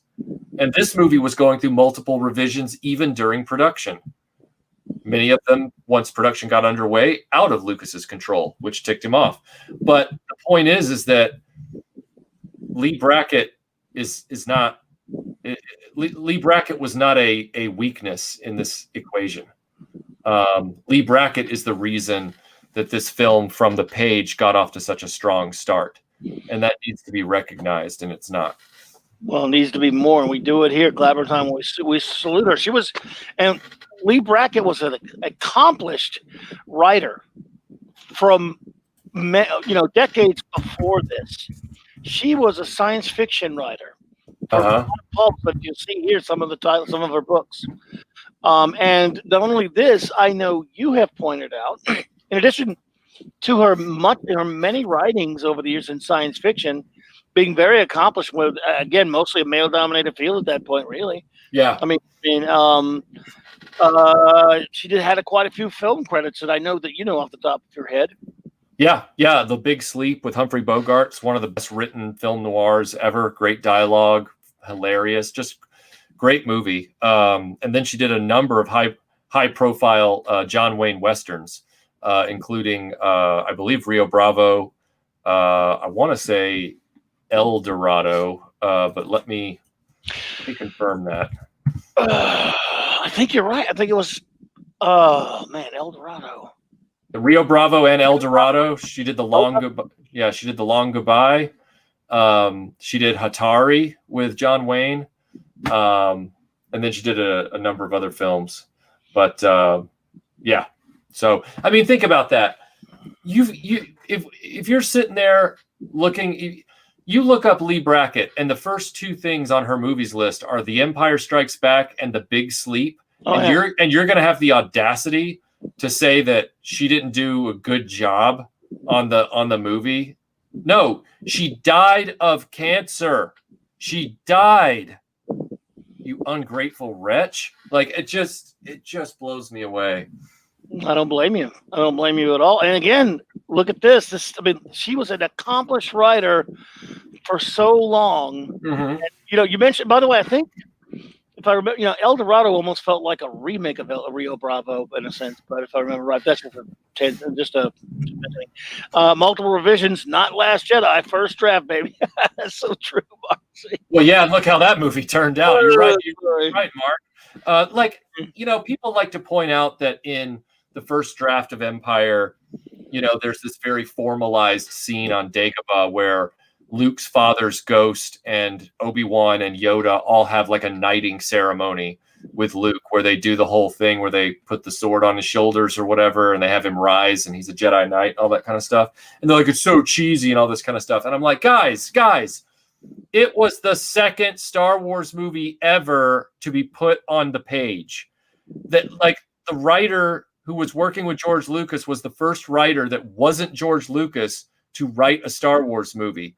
And Lucas is notorious for only giving direction after he sees your first finished product or sculpture or painting.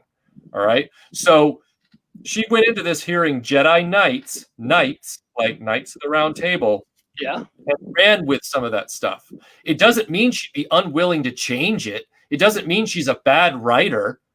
Like, everybody I've ever heard who knocks her for this, I'm like, you couldn't write your way out of a paper bag, let alone write a Star Wars movie. What are you talking about? Exactly. Like, it's crazy. It really is, man. I'm glad someone's giving her the love that she deserves, then, because it sounds like she's been dumped on, unfortunately and unfairly. And it's only been recently that she has, thanks to the internet. It's only been recently. Damn. Yeah. Well, Lee Brackett, wherever you are, we salute you, and you were an accomplished writer, and we thank you for your contribution to Star Wars with Empire. It's and they're, I mean, well, dude, we've talked about it in a lot of different aspects, how so many great creators or names we never know about or hear about that much because their creations kind of got swiped from them a little bit. So yeah, and it is a damn shame. Yeah, but it really is. I'm glad you paid respect to Lee Brackett. Let's not forget, Lawrence Kasdan rode on the success of Empire, Raiders, and Jedi for quite a while in his career. And then he gave us The Force Awakens and then Solo. So my point is, I'm going to go with the lady that wrote The Big Sleep. I'm going to go with the lady that wrote Rio Bravo. You guys can all go to hell. Like, you're all idiots. As far as films that he was involved with that are any good, of course, I mean, you don't really need both your hands to count them. I mean, you got Empire and Raiders, Silverado. Right. I didn't really think much of Grand Canyon personally. I know it's popular. I hated The Big Chill. The Big Chill wasn't really my bag so much, if I remember right. It's been so long.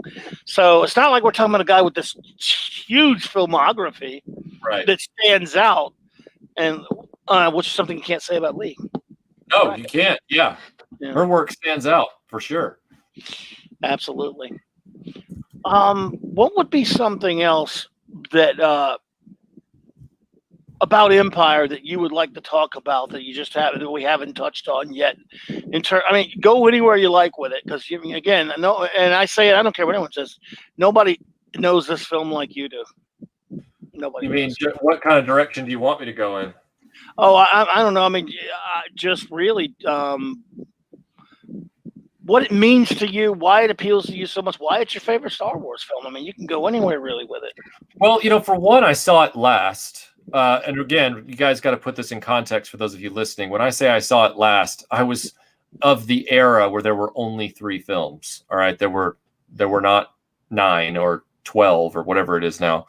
And I saw the middle chapter last.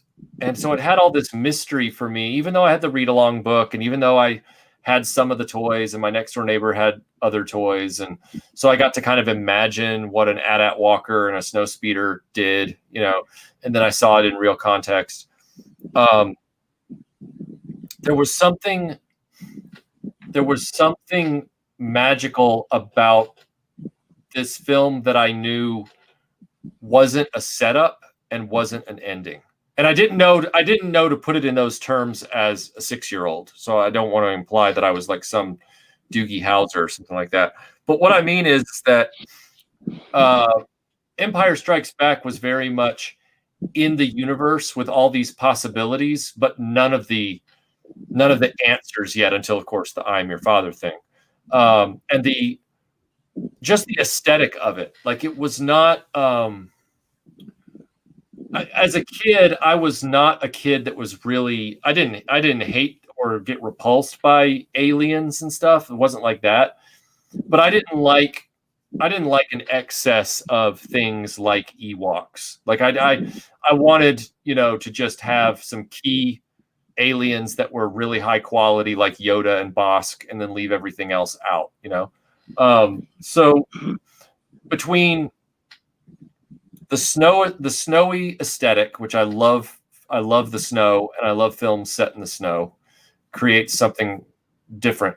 That's the only Star Wars movie, by the way, I'm pretty sure, that doesn't have a desert planet in it, even to date. Empire is the only Star Wars movie that doesn't have a desert planet in it. So to hell with the rest of the Star Wars film. It doesn't. It's the only one that doesn't. Every other Star Wars movie has a desert planet in it somewhere. Yeah. That's true. Wow. Yeah, that galaxy far, far away does not have much good real estate. I mean, most of it's just desert. But I just love the aesthetics of it all. Like, he starts out in this white wasteland, and he's on that tauntaun, and then by the end of the movie, he's wandering through these pristine white hallways that also present danger. Like, there's so many layers of subtext to The Empire Strikes Back, and I don't even mean on a pretentious level. I just mean on an obvious visual level. The settings for the lightsaber duel at the end, the way that the action plays out, also the fact that it's so raw. Like, it's still got the rawness of Star Wars. It's got more refined special effects, but the actual footage itself still has an energy to it that Return of the Jedi just kind of lacks. Return of the Jedi gets very polished in places, and Return of the Jedi feels far more comfortable as a cinematic experience, whereas Empire has that Star Wars rawness with added scope and mood. You really feel like you're in this other galaxy, this other world, this other reality. Like, it's I know I'm waffling here, just talking. No, I got you. No. Yeah. And I think that was what appealed to me back then. Also, just here's another example. It's a little thing, but it's something that as a kid I did pick up on. Of the 3 original films, Empire Strikes Back is the only one where the Millennium Falcon cockpit is lit from the instrument panels and not from a spotlight outside the windshield. Yeah. So Weird. Yeah. So when you're watching Star Wars and you're watching Jedi, Lucas, he uses a lighting scheme where he lights from the outside looking in, it's almost like they're always flying toward a sun or something like that. And in Empire, they tone that down, and they give you most of your lighting from all the lights around them in the cockpit.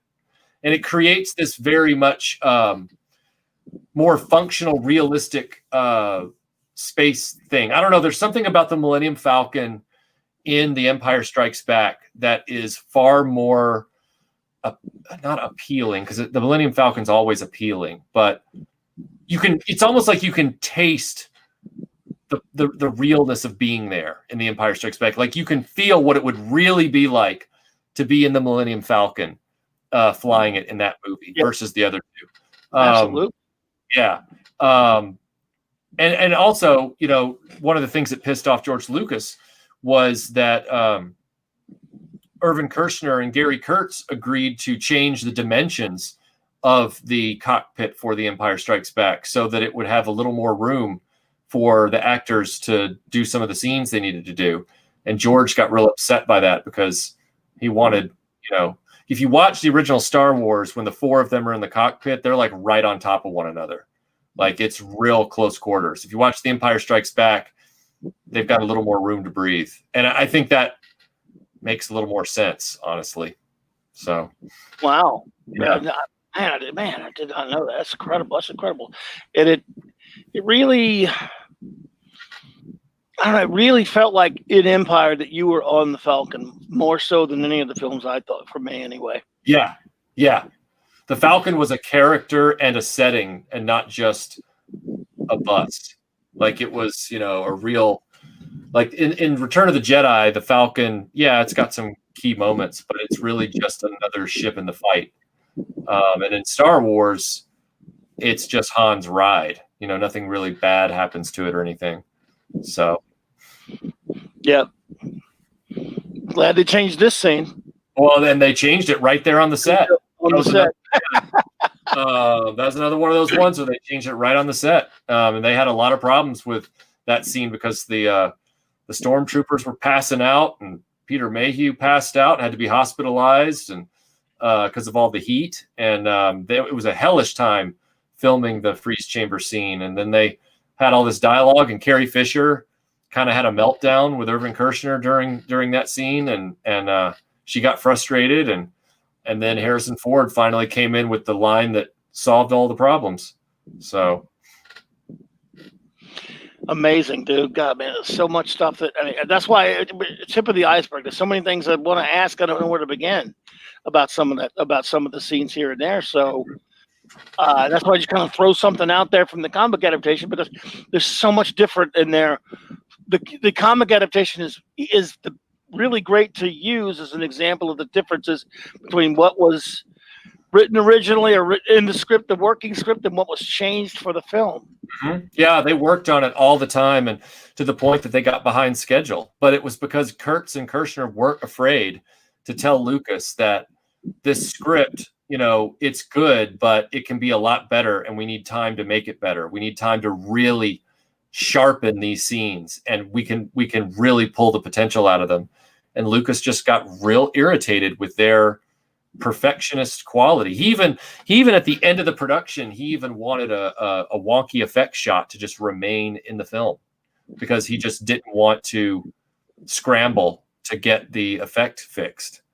And Gary Kurtz was like, no, we've got to do this. I'll get the team together. We'll get the blue screen back up there. We'll get the compositors back in the shop, and we'll get it done. And they got it done. And, Gary Kurtz said, wasn't that worth it? And Lucas was like, no, it wasn't. And and that was when Gary Kurtz decided to leave. And I don't blame him. Yeah. I wonder if he ever changed his mind on that. I wonder if George ever, I'm sure George must love the film in some ways. I don't even know if George made a statement when Gary Kurtz died. I can't remember if he did or not. I know Gary Kurtz was welcome at all the Star Wars conventions. He wasn't blacklisted like poor David Prowse, but he, I don't recall Lucas ever really having a relationship with Kurtz after that, which was really foolish, because I'd have given anything for Kurtz to have been on the prequels instead of Rick McCallum. Oh yeah, good God! Imagine, you could only imagine, man. Only imagine. Mark C says, "I'm of the era where there were no Star Wars films." So am I, dude. And the greatest toy ever was the Evel Knievel stunt cycle. And I've been seeing all these ads recently with that. By the way, as an aside, Mark and Mike, God, I love that toy. I must have got it like 4 or 5 different times for Christmas. The Evel Knievel toys, badass. Love them. Them and Big Jim, love them. I know no one knows what Big Jim is, but you do, but most people don't. Let's see here. You do know, I don't know. Are you familiar with that Evel Knievel toy? I'm sure you've seen it. Yeah, very familiar. It was just slightly before my time, but I had friends who had older brothers who had that, and so that was a fortunate thing to be. I was born in 78, and so I could say that I was born before the 80s, and that gave me a window into all the great science fiction and pop culture stuff of the mid to late 70s, because of what the older siblings and other families had, and I'm very grateful for that. Nice. I'm glad they changed this. This would really work. No, but Lucas tried to change it with the first iteration of the special edition, and then he took it out again with a subsequent revision of the special edition, because everybody was like, why did you use the Emperor's scream for Luke falling down the pit. We all know that's the Emperor's scream. And then Mark Hamill was even like, yeah, Luke wasn't supposed to scream. He made a choice. And Lucas is like, oh, okay, I guess I'll take that out again. Like it just You did a perfect Lucas there. you just that's my whole point about the whole Lee Brackett thing, is that Lucas is constantly changing his mind and constantly tinkering and constantly doing stuff. So to sit there and look at a first draft of a script that Lucas is overseeing and say, oh, this was trash, no wonder Lucas wasn't happy with it. It's like, do you realize how much Lucas tinkers with things to this day? Like there is no way that you should be able to sit there and definitively say this was a finished thing and Lucas had to reject it. That's stupidity.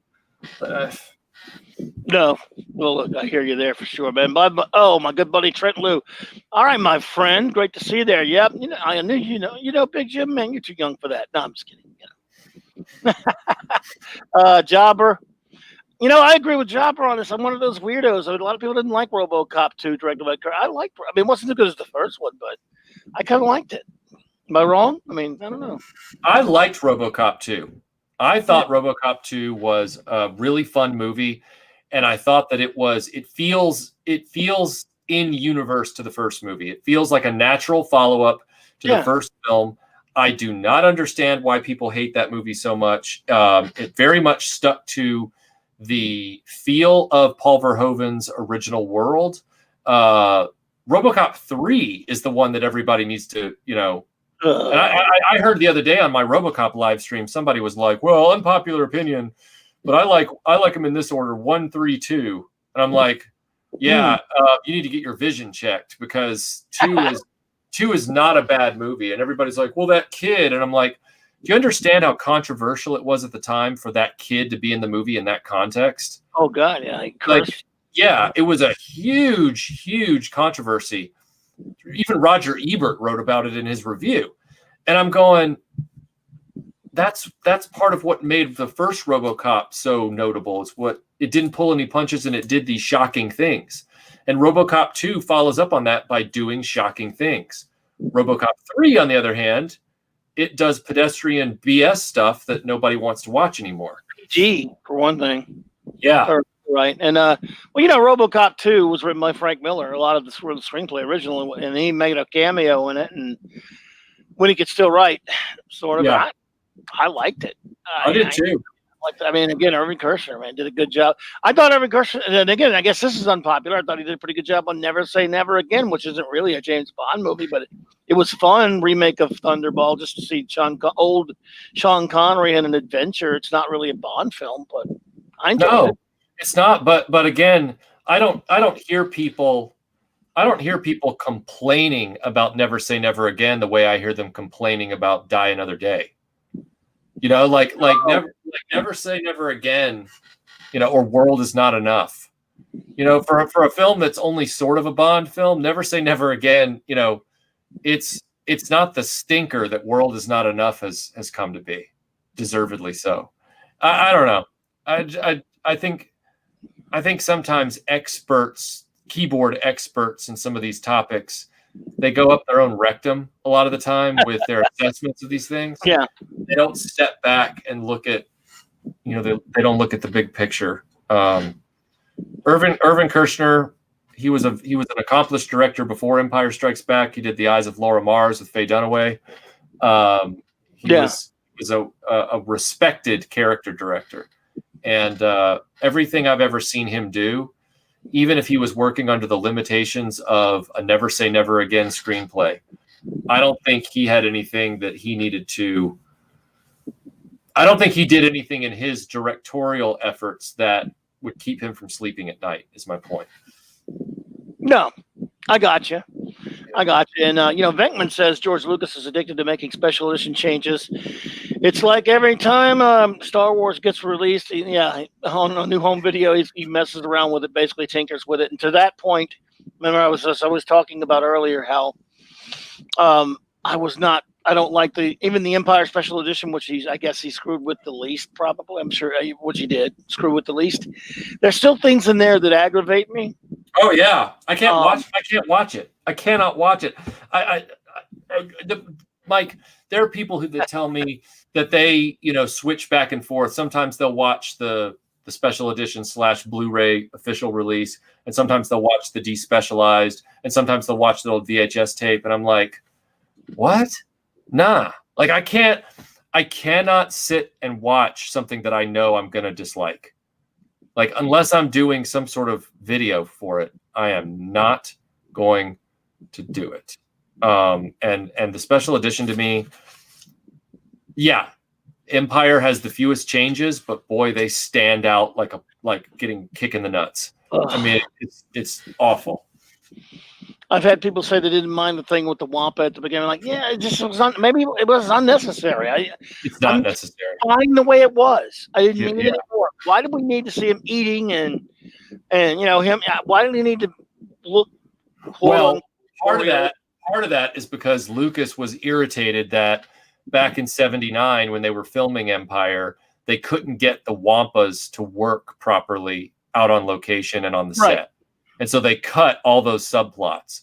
And so, Lucas, he's like, I'm going to get my Wampa in there, if I have to die trying. And so he gets his Wampa in there, even though it makes the scene look very chintzy because that you're cutting from 1997 to 1979. You can tell you're going back and forth. And it's just like, this doesn't work, guys. Like, this doesn't work. But he's insistent. No, I want to see my creature. I want to see my monster. And it's like, guys, they figured out a solution back in '79. They said, hey, this isn't working. Kirshner and Kurtz said, well, we'll go with Hitchcock's plan. We'll just show a little bit to make people scared, and we'll cut around it. And it worked great. But Lucas he's like a dog with a bone. He can't let it go. I always wanted to see the monster. I think it'd be scarier if I had the monster. It's like, no, it just looks silly now that it has the monster. It does. Yeah.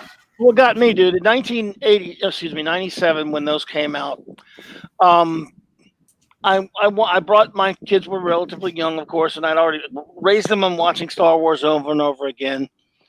Jobber said Tom from Midnight's Edge does a hilarious Lucas voice also. Well, hail Midnight's Edge, by the way. I'm a big fan of theirs. They're great. Hail Tom on that one. But I brought my kids to see them when they were released like a month at a time or whatever it was. And they were pretty young, and I wanted them to experience Star Wars films on the big screen. And I didn't like what he did with the first one. I had a lot of that crap, but I didn't really get all that upset about it. Right. There. And when I went to see Empire it's so stupid.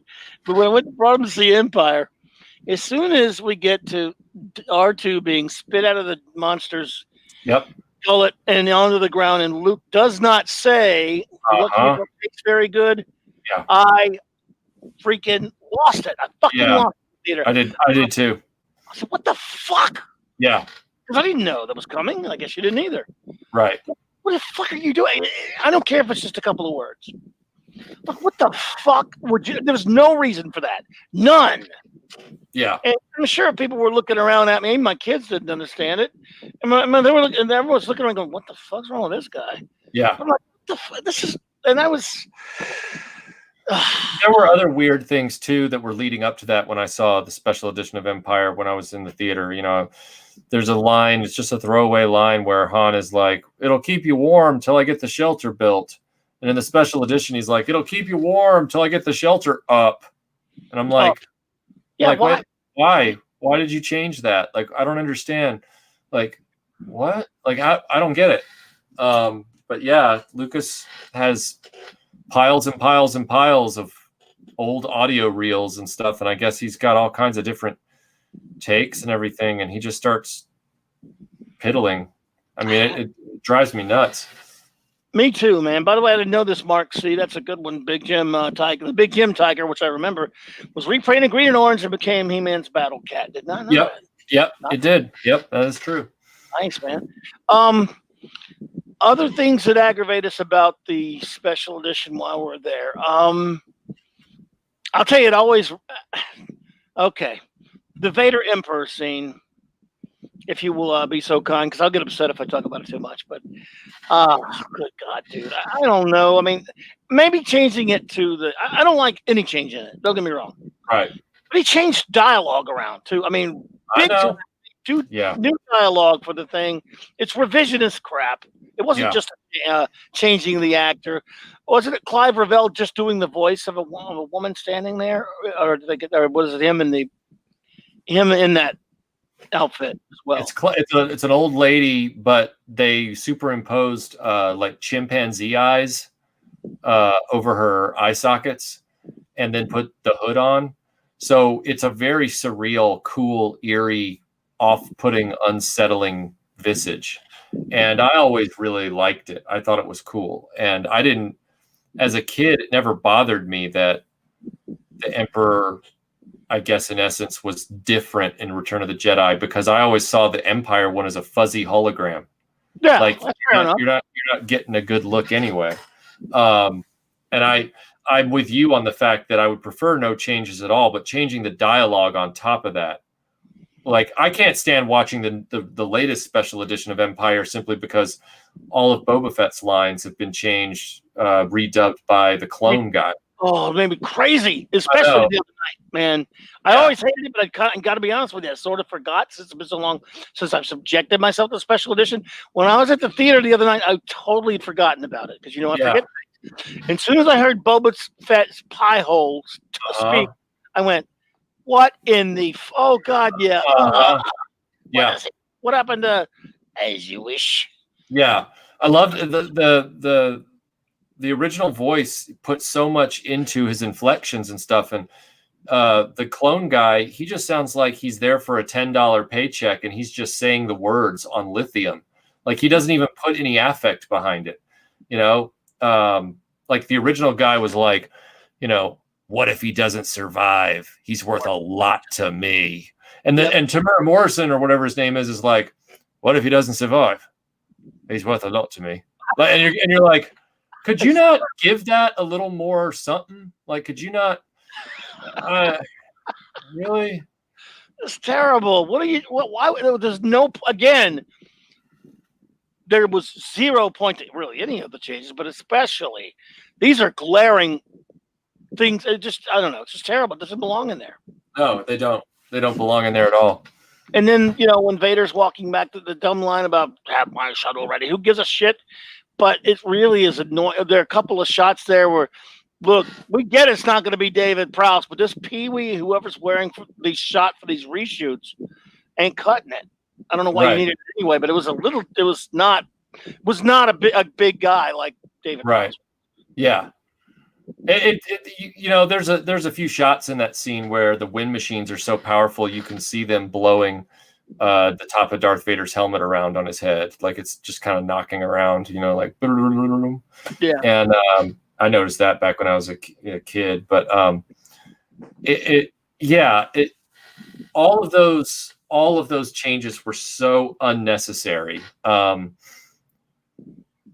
you look at something like the final cut of Blade Runner, the changes are so few and so subtle that you can tell that Ridley Scott was just there to fix the stuff that was always broken, like the stuff that just never could get correct back in '82. Lucas left in all this stuff that was broken and broke all this stuff that was already fine. And that's what drives me nuts, is that I'm sitting there like, yeah, okay, you cleaned up the bottom of the land speeder. I'll give you that. That wasn't broken, quote unquote. I was fine with it, but it wasn't broken. I mean, it was, you could argue it was kind of dodgy. But like the other stuff you did, like adding little floating robots everywhere and farting dinosaurs and, all that stuff. But then you'll leave in things like, stormtroopers whacking their heads on doors and prop problems with, what do you call it? Like, things in the background that, screwed up, and you're sitting there going, so you didn't want to fix any of that, but by God, you had to make sure that dinosaur got in there at Mos Eisley. That was really important. It's like, It's terrible and so unnecessary. A couple of good points. Venkman makes a good one when he says he hated the change of Boba Fett's voice just to match Jango Fett from the prequels. That could have been solved if in episode 2 Jango Fett had the same voice from Empire when he wears the helmet. Yeah, point. That's a very good point. Yep. And also a good point Juan R makes.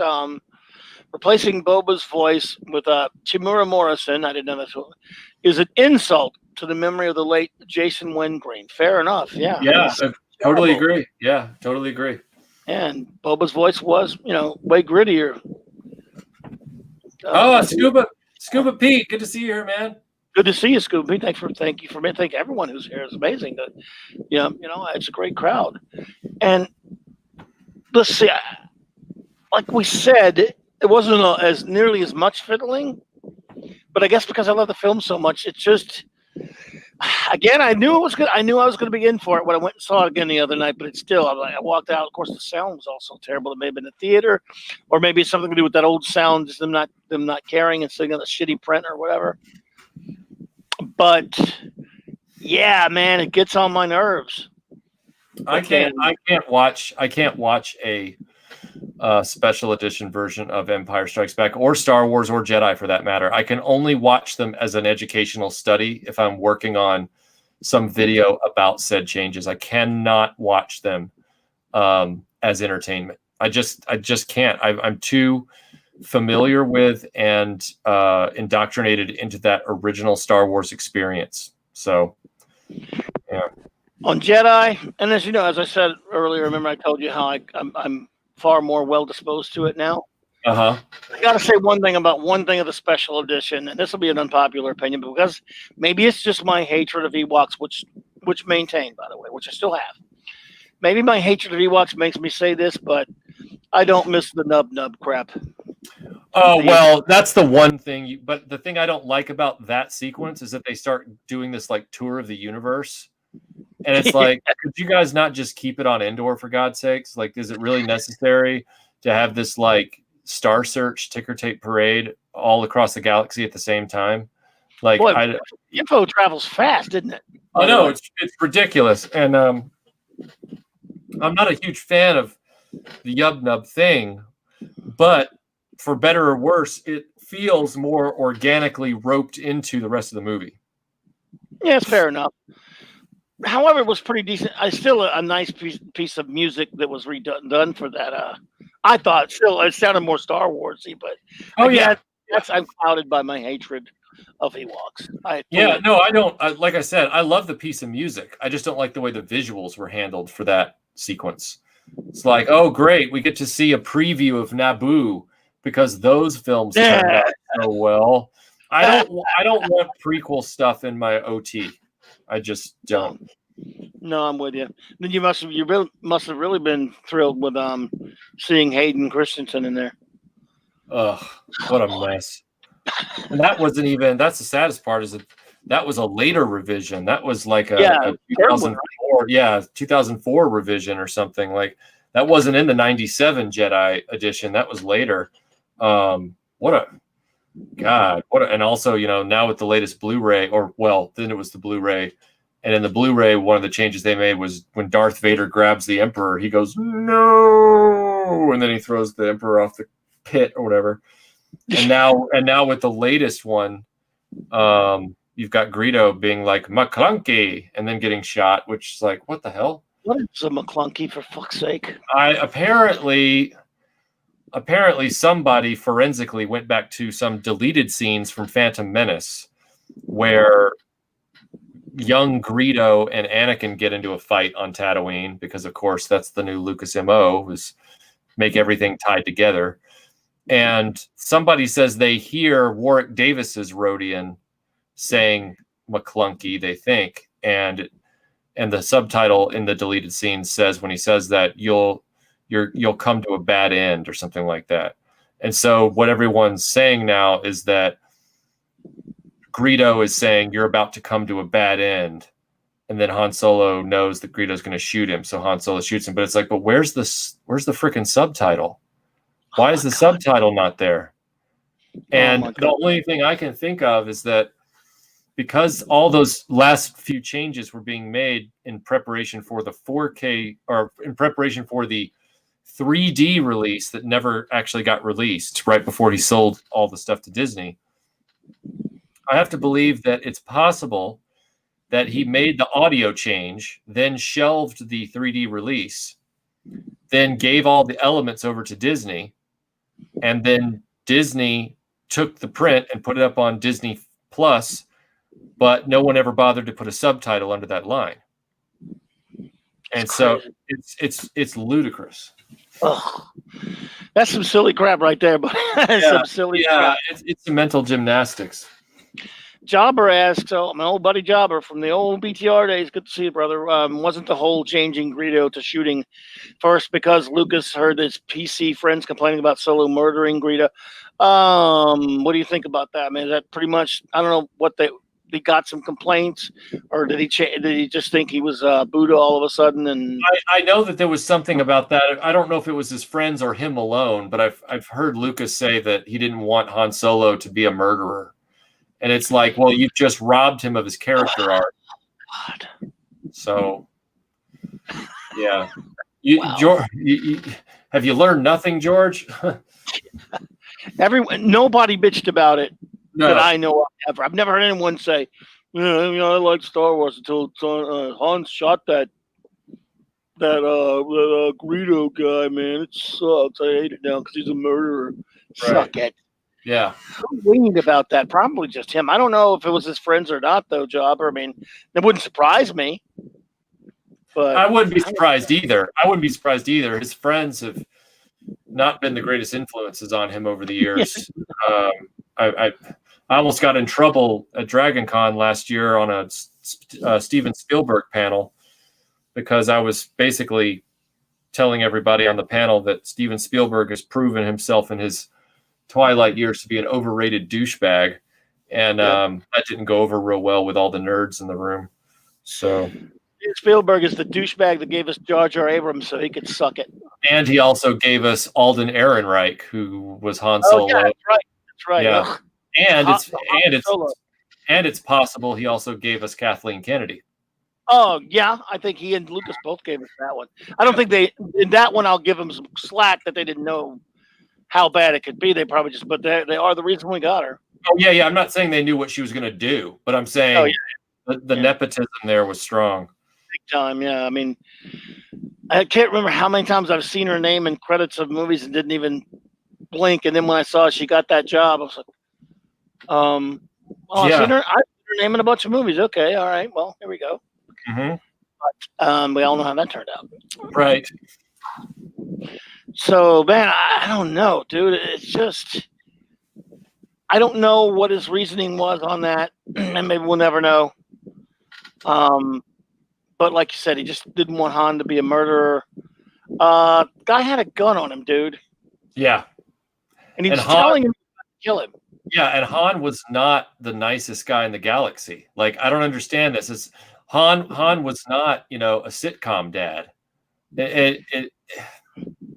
Well, he knew the guy was a killer. He knew the guy was basically, telegraphing that he was going to kill him. It's not like it was just some schmo sitting there. He knows what Greedo is. He was smart. Right. Shoot first, baby. I mean, Yeah. You don't live. He doesn't live that long. Even in that stupid Solo movie, The Hobbit, Solo did that. Uh-huh. Yep. God, sucks. God, Alden, yeah. So thank you, Stephen. Yeah, look, he's done some great movies, but it was long ago. And there's another thing. Look, I don't care if someone did do some great movies. If they're acting like a douchebag, they're still a douchebag. It's. You know how long I've had a beef with Steven Spielberg? I've had a beef with him since 2001. Not the movie, the year. Yeah. Because I bought the Lawrence of Arabia DVD when it came out around that time, and it was very well known at that point, with the DVD thing ramping up, that one of the only major directors that wasn't doing commentaries was Steven Spielberg. And he was making this big deal about how, I just really think it takes away from a person's experience of the movie. And, I just don't really want to do it. And, my movies, I want my movies to stay special and all this kind of stuff. So there I am watching the Lawrence of Arabia DVD, and there's this restoration documentary, and Spielberg is on it talking about the restoration in the late 80s that he worked on with Robert Harris and David Lean, who was still alive at the time, the director. And he starts going off about how, there was this great memory that I have where, we got to see the restored print, and it was just David Lean and myself, reviewing the print in the screening room at Columbia. And we're watching it, and we're not really watching it, because David is just telling me all these amazing stories about the production of the movie, and I get to hear all these amazing stories from David Lean about the production of this film, and I'm sitting there going, that's a fucking commentary, you asshole. Like, that's that. What are you talking about? Like, and so I sit back and I'm like, either he's clueless or he's an elitist that likes to have exclusive access to things, and he doesn't like the idea of giving average people said access. So, Hail, Raquel Briggs, thank you for stopping in. It meant out to me to see you there. Saying thank you so much. Wonderful lady. It is so great to see you pop in there. We had Venkman made a point that I think that should probably be mentioned. I mean, everyone does, and has made a lot of great ones. George made Greedo shoot first, but he really has no problem with Leia shooting stormtroopers and Indiana Jones shooting the Cairo swordsman. Why don't you go change that scene, George? Right, exactly. The guy had a sword. That's different. No, I mean, he was like 15 feet from him. Right, exactly. He could have walked away. He could have ran away. He shot the dude, which is one of the greatest scenes in movie history. Why doesn't George bitch about that? But again, maybe is Indiana Jones a murderer?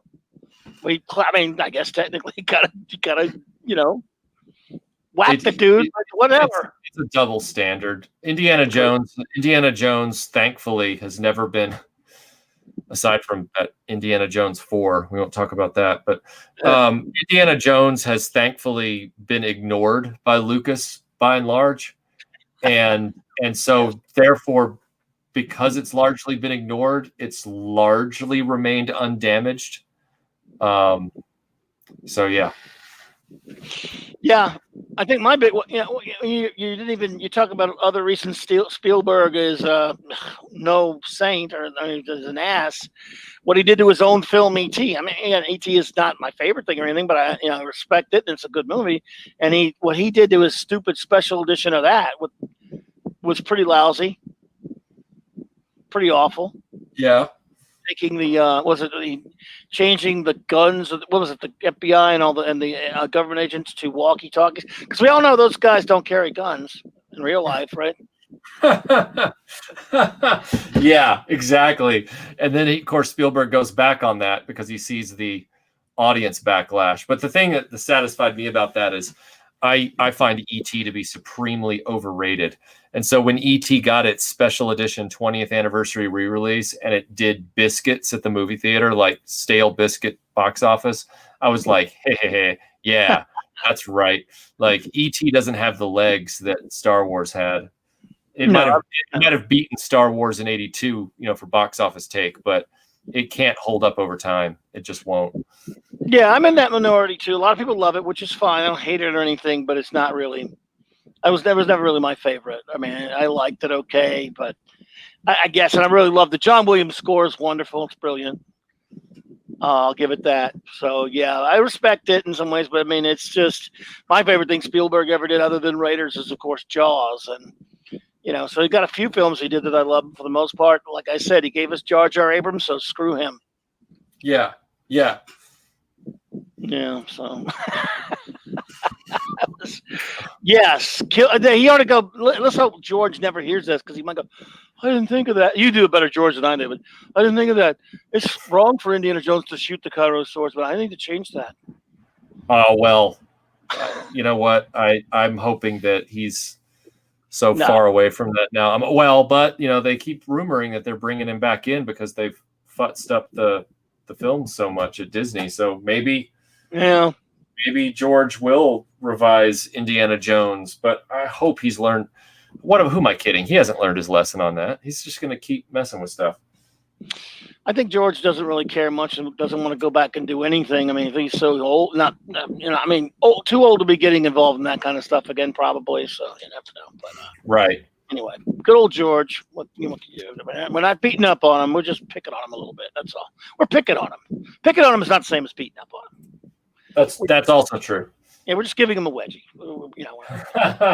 That's about it. But what are some other things? And again, I've had you here so long, man. Just time flies when we get a chance to do these things. But I know you're busy and you got a lot to do and stuff like that. But man, I've been really enjoying it. I mean, what are some other things about Empire? We've gone all over the place, which is what I really wanted to do. I wanted to talk about a lot of different things about it. Talking about the film just from start to finish is a fun thing, which we should do one day, like talk about all the scenes. I've heard some other people do that and breakdowns of films and TV. They do a lot with these videos. A lot of YouTube streams do that, which is excellent. But a lot of people have done that with Empire. A lot I've noticed recently. So that's why I wanted to go all over the place with the way we have tonight with merchandise and memories and things, bits and pieces all over the place, because mining your knowledge on this film, we barely even scratched the surface, dude. I know that much. Well, it's hard to wrap your arms around all things Empire after a certain point, because I know that I made a video a while back where I said that certain parts of Empire weren't as heavily merchandised as, say, Star Wars and Jedi, even to this day. And in that respect, I do think there are, in the fandom, things about Empire that get glossed over. A lot of them are superficial to people who aren't super fans like myself, but like the costuming, you don't see as much Empire costuming at conventions as you do Star Wars and Jedi when it comes to original trilogy. You see more of it now, but even 5-6 years ago, it wasn't as prevalent. Even though Empire is the most loved film. Empire, from a merchandising perspective, though, always seems to have the strongest pull through with like the Hasbro Black Series and the relaunches and the anniversaries. So you have the Black Series 40th anniversary set from Hasbro of Empire Strikes Back, and they sell so well that they bring out additional waves. Whereas with Star Wars 40th anniversary, they only brought out one wave of figures. You get this 6-inch scale snow speeder that just kicks ass. I love those. Yeah. So Empire, while it falls through the cracks in certain areas, it dominates in others when it comes to the fan culture. And I don't see Empire ever being topped by the Star Wars franchise in the future. I think Empire is the summit of the mountain for this franchise. And that's not nostalgia saying that. That's 40 years of inferiority after it that tells me that. Like, if you guys can't reach Empire levels of greatness with 40 years worth of time to attempt it, you ain't never going to reach it again. It's just not going to happen. So absolutely. When it comes to the figures, and again, that's a good another of your areas of expertise, the vintage figures, things like that.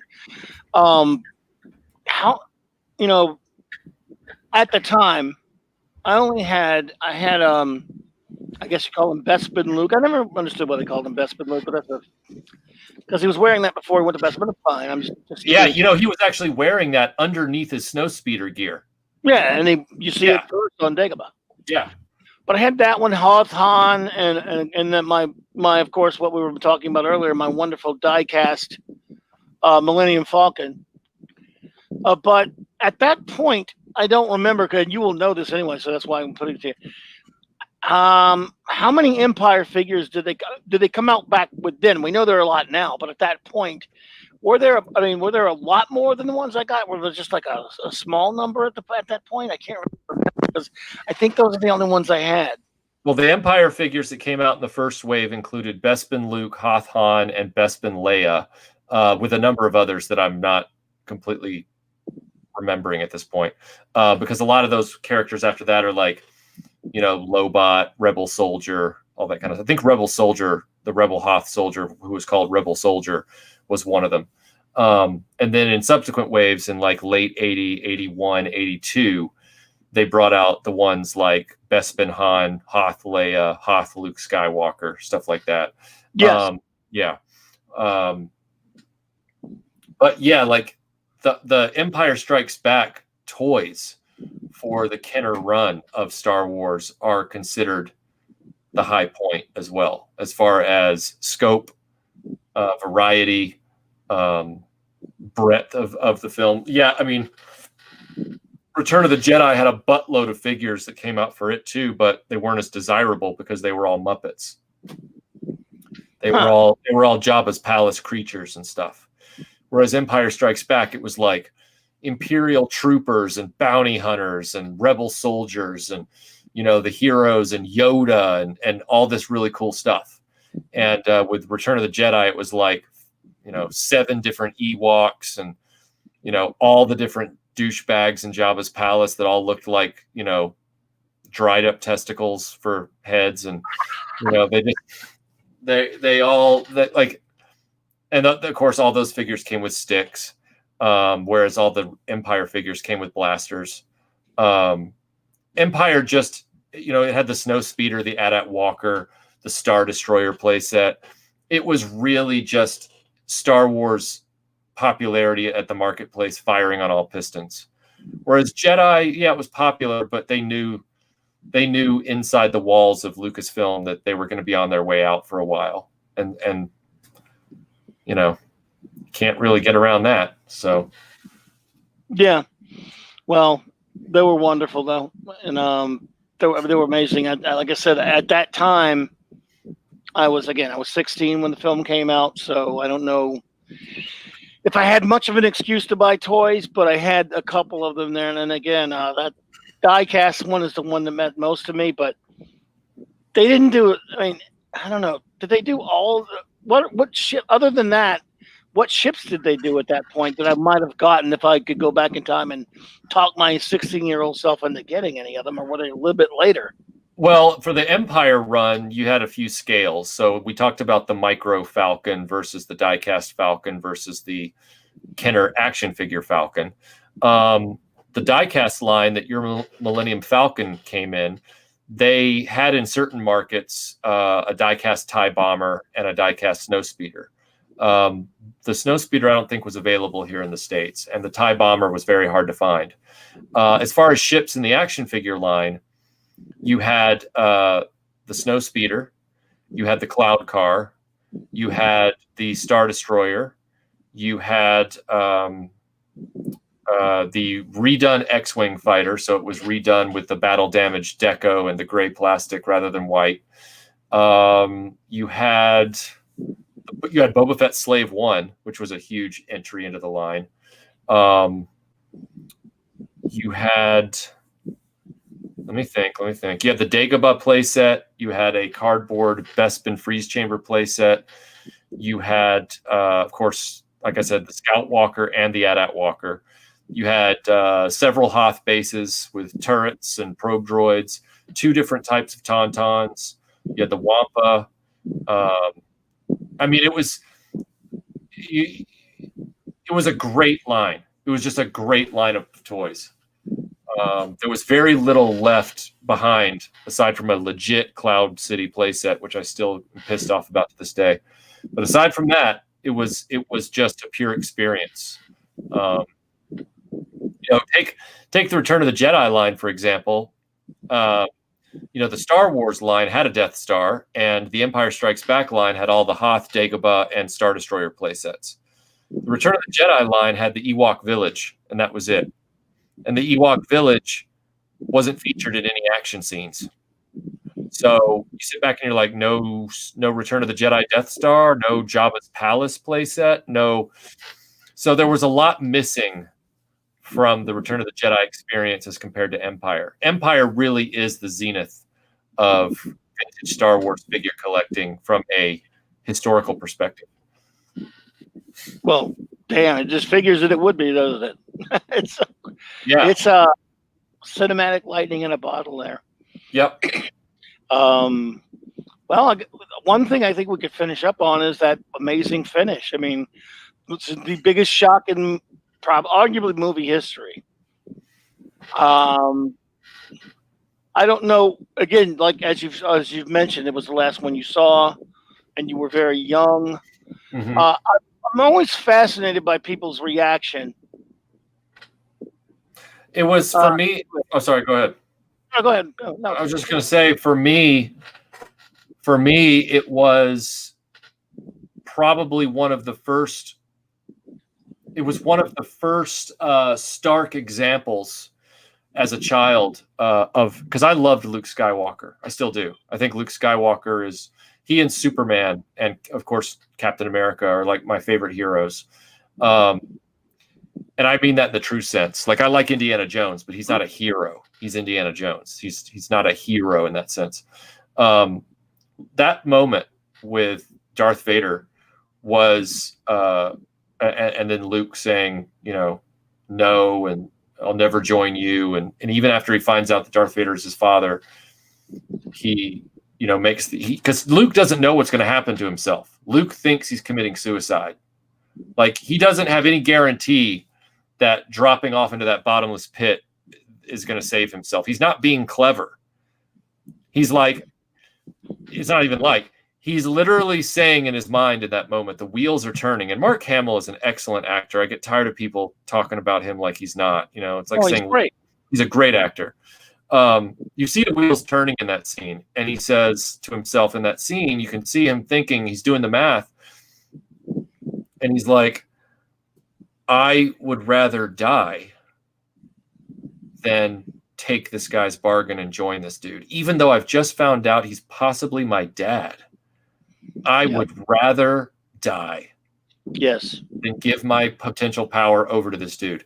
And as a kid paying attention, because I've learned in adulthood that a lot of our brethren who were children were chuckle houses that didn't pay attention. That was a really powerful message for me. And it's really, and I'm not trying to be pretentious about this. I think anybody who's in the chat right now who's followed Retroblasting all these years will attest to this.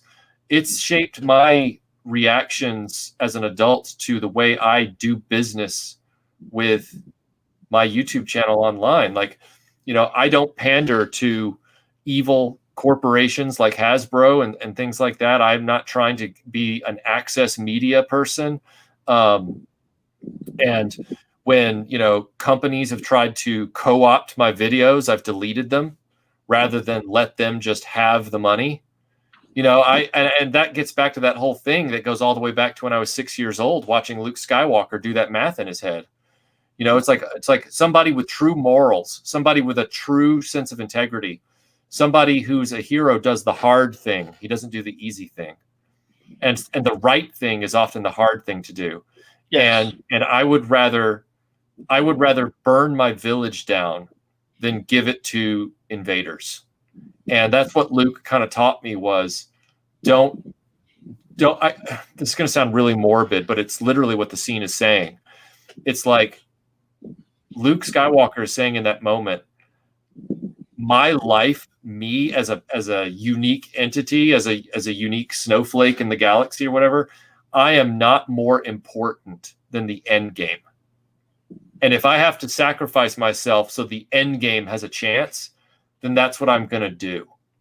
And that's huge. Like that's a huge learning that a lot of people don't learn in today's very individualistic society. Like, and I don't mean that in the sense that, because there's good individualism and then there's bad individualism, just like there's good collectivism and bad collectivism.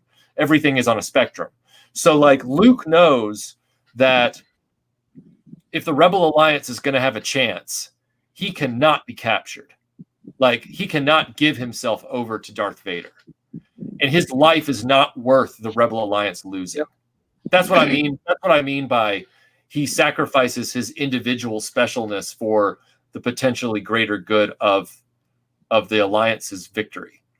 And so I just have really carried that with me my whole life. And I know that you know that firsthand because you've seen me frickin' cosplay Luke Skywalker from this scene. Absolutely. We've talked Empire for so many years. That's not to keep bringing in other films and everything, but that's almost why the scene in Superman the movie is so powerful, where his father, chides him for the fact that he changed history to save one person, because his father is like, you don't interfere with human history, Yes. One person is not. Yeah. Now we could go down a huge rabbit hole and talk about how the message in Wrath of Khan is then flipped on its head in Star Trek 3, and we could argue the morality of the needs of the one outweighing the needs of the many. But in this case, Luke is doing the Spock thing. The needs of the many outweigh the needs of the few, being me. So I'm just going to let go, and whatever happens, it was worth it to not fall into his clutches. Luke Skywalker is. I know people say he's whiny, and I know people say, but he was playing a character at a certain age. He was a kid. He was 19 years old. Yeah. He's 19 years old, and he literally had the weight of the galaxy on his shoulders, and he was told he did. Yep. So why are you guys giving him so much shit? Because everybody I talk to is like, oh, I like Han Solo better, or I think Luke is whiny. Every single person that's ever said that to me are the type of people that would not sacrifice themselves in a moment like this. They would literally be like, oh, well, I don't want to be evil, but maybe I can just use this as a way to survive. And I know for a fact they wouldn't have the balls to do what Luke Skywalker did there. Very good point. And very few people do in even human history, in real history. Very few people have the balls to do that. And I'm not trying to discount the women in the audience. I'm using balls metaphorically, meaning your courage. Women and men. There are very few women and men who have the courage to do that. Like when your principles are put to the test, do you have the courage to defend them with your life? And that's why Luke Skywalker is so special. That's why the Disney trilogy is such a shit bag. It's like a bag of burning dog shit. Like because just by what they did to Luke Skywalker, forget what they did to Han Solo, which is bad enough. Forget all the other stuff. The fact that they saw Luke Skywalker in this way means they fundamentally don't understand Star Wars. Here. Core, they don't understand it. And Empire shows that you can buck Lucas's authority. You can challenge Lucas's creative instincts, but also still get Star Wars intrinsically. And that's what Kirshner and Kurtz really achieved here. They were like, look, George, we get what you're trying to do. We get it. We want it to be the best it can be. It's not a Rian Johnson move where it's like, we're going to subvert expectations because what George Lucas envisioned is dumb. Like they believed in the stuff. It wasn't in spite of George. It was because they saw the potential. And so Luke Skywalker is the apex of that potential in this mythology. And I know I've gone on way too long about. Are you kidding me, man, dude? That's what you hear, brother. You know this film better than anybody that I've ever seen, I've ever known, and I mean, anything you have to say about it, that's what I want. I mean, I want to hear. Somebody asked me the other day. That we were talking on a Facebook message, direct message, and good online friend of mine, and they were asking about the whole thing about the Emperor and Luke in Return of the Jedi. And they were saying that they had been watching the prequels and they don't understand how the Emperor can be so omniscient and know all this stuff and be 20 steps ahead of everybody else and then have what happens to him in Jedi happen to him. And I said, I can answer this question for you. And he was like, oh, cool. And I said, it has nothing to do with inside film knowledge. It has to do with what the actors are doing in the scene. And it goes all the way back to 1983, before the Emperor was super villain. Like before we found out he was a prequel, super omniscient, flawless, evil guy. but when he was just the big bad. And the context of the prequels actually makes this more apparent, not less, in a good way. I told him, I said, watch the moment where he says, fulfill your destiny and take your father's place at my side. And Luke looks at his artificial hand, and he looks at his father's busted up artificial hand, and he deactivates his lightsaber, and he has that realization, and he turns around and he tosses the lightsaber away. And of course, we all know he says, never. And then he says, I'll never turn to the dark side. You failed, Your Highness. I am a Jedi like my father before me. And I say the line not to prove like some nerd that I know the lines. I say the line because during the time that he's saying the line, it cuts to the Emperor. It doesn't stay on Mark Hamill's face. And you see Ian McDiarmid's performance. I hate to use the word palpable because it sounds too much like Palpatine, but you see the Emperor's performance. His whole face falls. His whole face just crumbles. It's not even imperceptible, but he plays it in this brilliantly subtle way. Because what you realize in that moment, and it's the one good thing that the prequels have given us, is that extra exaggeration of Palpatine to make this moment even more, enhanced, is that Palpatine, for the first time since he became Chancellor, for the first time since the Battle of Naboo, for the first time, he has not been able to predict what's going to happen. He has not been able to call the shots. For the first time, somebody has stood in his way and done something he couldn't expect, something he never would have expected, something he didn't think was possible. And so in that moment, what does he do? In his own way, while he's still overconfident, he panics because he knows how powerful Luke is, and he knows how powerful the character trait of principled resistance is. That's a very rare, powerful thing, to say no under threat of death. This is the second time Luke has done that. He has no ability. He has no ability to know if he's getting out of that Death Star alive. He probably doesn't think he will, but he knows it's more important to tell the Emperor to go F himself. And so that's what he does. And the Emperor could not see that coming. And so I told the guy, I said, for the first moment, the Emperor was stunned, scared, panicked, whatever you want to call it. And so his only focus is on killing Luke Skywalker as fast as possible, because he knows exactly how powerful Luke Skywalker is. In that moment, he realizes that Luke Skywalker is the biggest threat to him that's ever walked the galaxy. And so he has to kill him as fast as he can. And so all of his energy, all of his focus, all of his effort, for the first time, is diverted onto just murdering Luke Skywalker. And think about it, man. Luke Skywalker's so powerful intrinsically that the lightning it's painful, but it's not immediately destroying him. And the Emperor is, for the first time, distracted. And that's why Darth Vader has the ability to, and I told this guy, that's why Darth Vader was able to get behind him, grab him, and throw him into the pit. Because for the first time, the Emperor wasn't able to see what was coming next. He had been totally thrown out of his element by Luke Skywalker. And so you can sit there all day and say, well, Darth Vader is the real hero of Star Wars. Darth Vader, Anakin Skywalker, is the real redemption story. Even George Lucas says that. But I maintain, I'm like, no, the one who brings balance to the Force is the one who consistently refuses to join the dark side, even at the expense of his own life. He's the one who totally wrecks the Empire's world. He's the one who totally destroys the Emperor in the end, because he allowed the Emperor to lose his cool, so that his father, who I don't want to take any credit away, Anakin legitimately picked up the Emperor and threw him into the pit. All right. But it took Luke to get the Emperor distracted enough for that to happen. Luke was the one that threw the Emperor off his game so badly that was possible.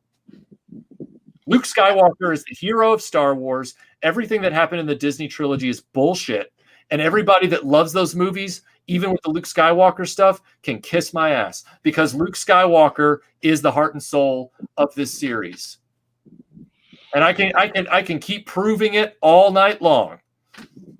That's why The Last Jedi is such an abominable piece of filth. I was I've never walked out of a film more angry, more disgusted, in a worse mood ever. Yeah. Than that. I've walked out of plenty of films like that sucked, it was crap, or that was disappointing. Even I hated The Force Awakens. I really hated it. Yeah. But I walked out of that one just kind of making fun of it and kind of like, what the hell's wrong with this?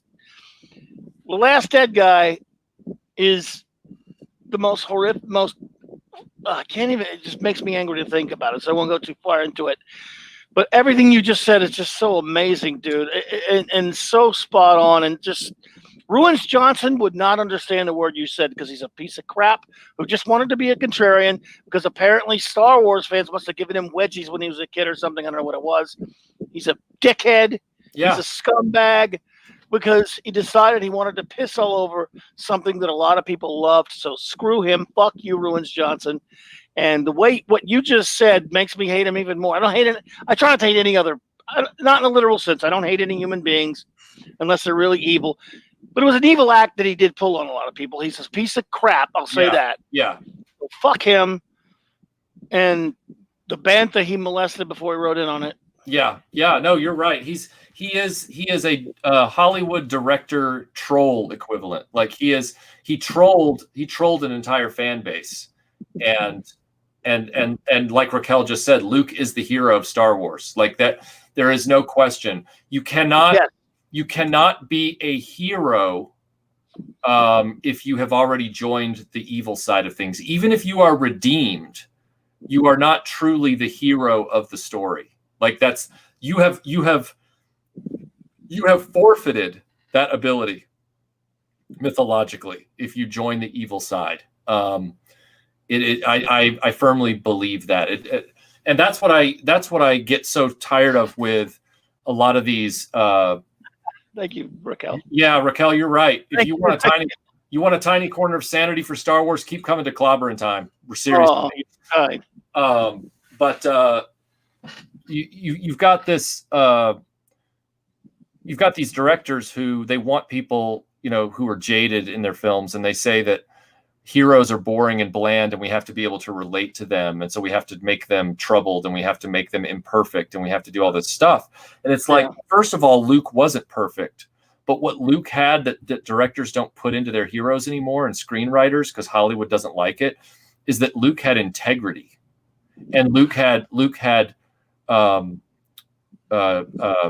the word I'm looking for? Mettle, METTLE, determination. They don't have that anymore. Heroes nowadays, they have to be clever and snarky with every reply. They get their wins too easily, and they don't have to fight their way through a plot most of the time. You're basically just watching a human prop in a lot of these films. There's no development of character. There's no demonstration of understanding that an aspirational character can be just as important to a moviegoer as a relatable character. I can relate to Luke Skywalker just in the same way that I relate to Superman.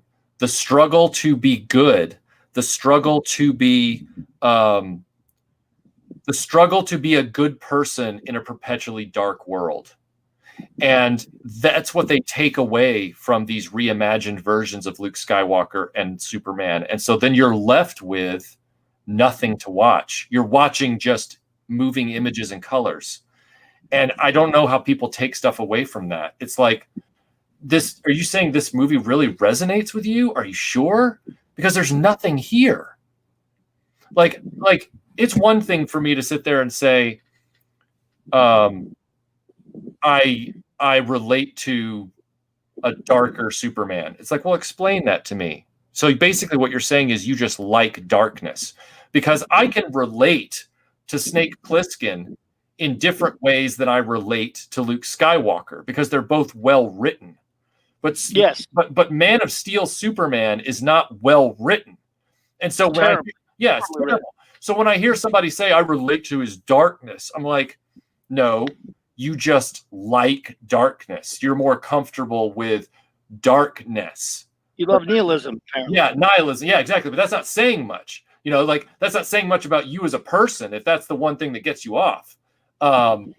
I know I've rambled far too long about this, but Kidding me, dude? No, it's amazing. so yes, a conduit to political messaging, not a person we can write on our minds and hearts. Yes, absolutely, Raquel. That is exactly correct. They become these ciphers for a specific pie slice of people in the audience. And Ray's a cipher. yes, Ray is definitely All a the cipher. characters in the Sickle trilogy are ciphers. Mm-hmm. Regardless of how good the actors are, none of it's their fault. It's the horrific writing. Because when you start out with an agenda, rather than understanding that you're trying to write characters that are interesting and trying to write an interesting story, that's what you get, ciphers. Uh-huh. Yeah. A good character challenges you even as you admire them. And I don't mean that. And what Hollywood's gotten into their head is the only way to challenge the viewer is by making the character morally questionable or imperfect or a jerk. And it's like, that's a very narrow lane to walk down when there are so many possibilities. Like, just look at the crew of Star Trek from the original series. All of those characters had completely different personalities and takes on the world. And we loved all of them. Yes. And it's because all of them were well written. Like, I don't know. No, you're exactly. Again, that's a wonderful example. The original series characters are just that's one of the greatest sets of characters ever. Especially, of course, the triumvirate: Kirk, Spock, and McCoy. The Star Wars equivalent being, Luke, Han, and Leia. But we love these characters so much, not because they're perfect, because they, like you used the word earlier, they are aspirational. Yes. They what happened to the want to look towards somebody that inspires you to be a better person?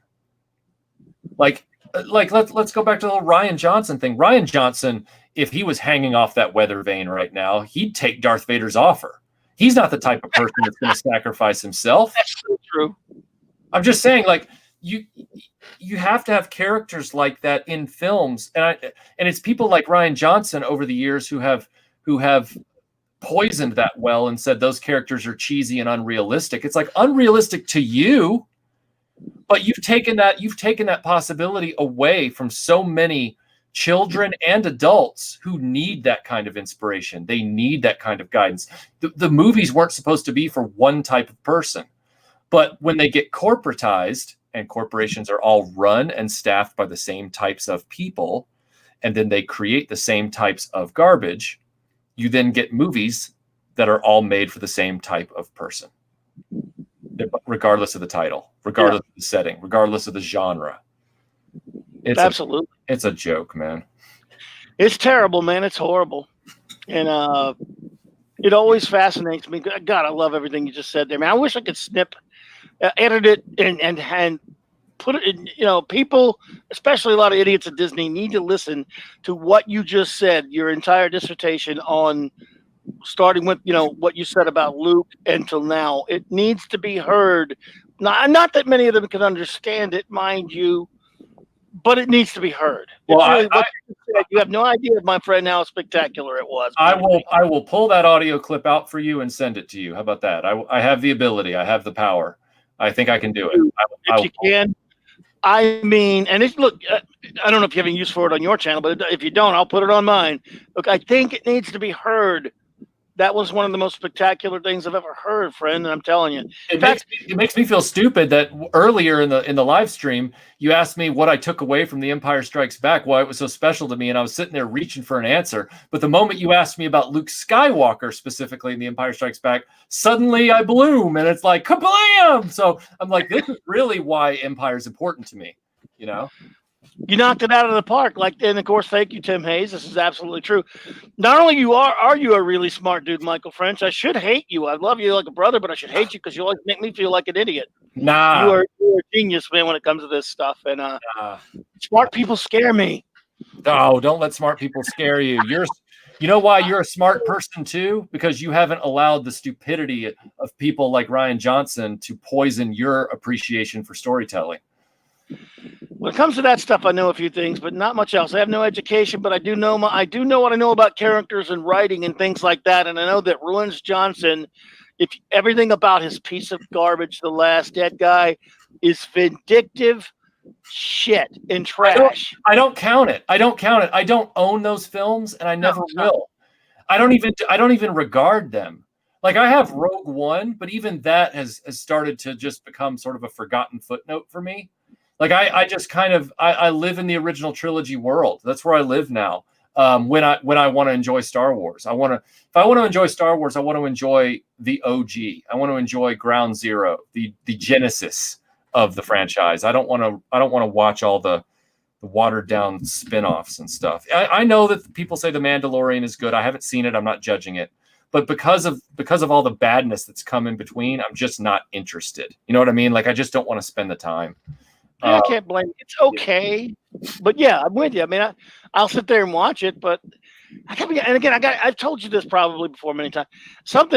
Well, a lot of things are wrong with me, but you know what's something really wrong with me of late is, and I don't know if it's just me, it probably is. I mean, I hear a lot of my favorite YouTubers even say, constantly recommending something new that they think is really good. And I'm glad they got new things to watch. Don't get me wrong. Modern film, modern TV is getting tougher and tougher for me to watch, to sit through as time goes on. And yeah, I guess it's because I'm old. If that's my excuse anyway, I don't know. I watched both seasons of The Umbrella Academy the other day, this last week, and it was okay. I don't really like the modern aesthetic of filmmaking for pretty much anything. I'm happier watching Star Trek, the original series, or even some of the other, watching a lot of Deep Space Nine or Next Generation. Mm-hmm. I'm not happy when I want something new, even if it's okay. And I go, yeah, that's interesting. It's good. It's tough for me to like anything new now. And I know there's something wrong with me, I guess. Well, I'm the same way. Like, running a video channel like we both do, most of the time now, if I'm going to sit down and watch something, there has to be, that's right, Raquel. Critical thinking is intelligent. Mike is like me. He always goes into a room assuming he's the stupidest person in the room, but that's why we get along. Ever since I'm usually right, but go ahead, buddy. Yeah, we're both. At least I'm right about something. Yeah, exactly. But God, I lost my train of thought. What was I saying? I'm sorry. No, it's not your fault. It's my fault. I'm getting old too, Mike. I know. Old, buddy. I'm the only one supposed to be old around here. I know, but I'm getting old too, man.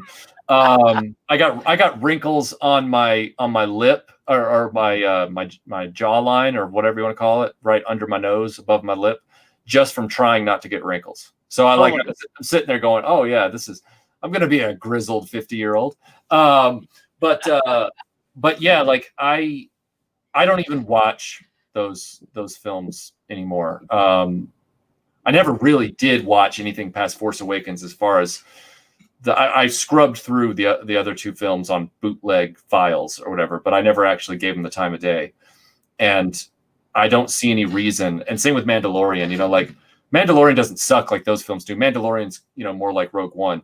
And I granted that. Yeah. I just don't have the bandwidth to devote to it, because that's what I was saying. Because when you run a video channel like you and I do, and you start devoting your time to watching something, I find myself watching things that I know there will be some output from at the end of it, like a video. So like I'll sit back and I'll be like, well, I could watch The Mandalorian with no inspiration to ever do a video about it, just out of a sense of obligation. Or I could watch MacGyver, the original series, and do a video series on that and really make my time valuable. And that's what I end up doing. So when people ask me, they're like, have you seen, Brightburn? And I'm like, no. And they're like, why not? I'm like, because my channel's called Retroblasting and there's only so many hours in the day. And I've got people who want me to talk about Battlestar Galactica, so I got to watch that. That's coming up soon. Original Galactica, right? Yeah. I'm working on it right now. Yeah. Oh my God, I'm looking forward to that one, dude. And I love the recent videos you did with those toys that were made were just fantastic. Oh, they were awesome. Oh my God, those are Mark C. That's absolutely right, sir. My good friend Mark C. Instead of aspiring to be like Superman, we get Man of Stool, as I call it, that piece of filth. Screw you, Snyder. We don't try to be better. We just relate to the worst in humanity. We don't make our world better. We just literally tear it down. He talked about Man of Steel, not to go on too much of a tirade about it, but remember that long, ridiculous review I wrote about it in 2013? Yep. Melinda were on the show with me and did a real great long show when we all beat the hell out of that piece of garbage. I finally found the review again, and I did a stream on it where I read it all on here, and it took me an hour and a half. It took me an hour and a half to read the goddamn thing. Well, it just means that you had a lot to say. And when an educated person in Superman has a lot to say, people need to stop and listen, because the popcorn chuffing chuckle houses that enjoyed Man of Steel, they what are they worth at the end of the day to Superman's legacy? So yeah, no, it just does not get Superman right at all. And Babylon 5 is a great show. Absolutely, I'm a big fan of that. Zothris, I know that's where your name comes from, Zothris, and binged that recently as well. Binging old stuff. I gotta admit, I saw that somewhere years ago, and I stole the stool part, but I've called it Man of Stool so much. When people say Man of Steel, it never sounds right to me. But I'm immature that way. I don't, dude. I don't have any maturity left in the traditional sense. Everybody I've met in my life who considers themselves to be, traditionally mature and normie, they are the biggest sons of bitches I've ever met. Like,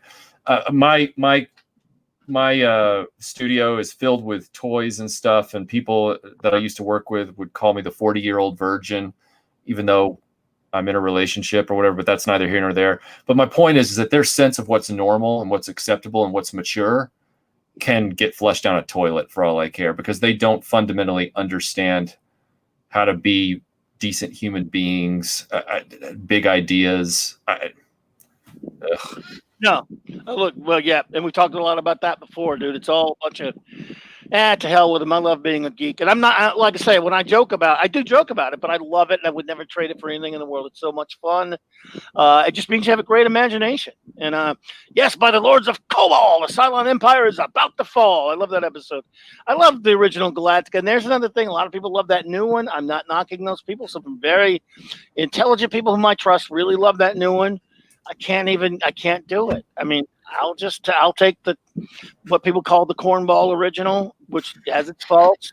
I love that show. The only fault that show has is the planet of the space cowboys, where they're wearing metal cowboy hats. Other than that, it has no faults though. Yeah. Yeah. Other than that, though, I prefer seeing, because I look past that stuff to the writing, and I always do. I always come back to the writing.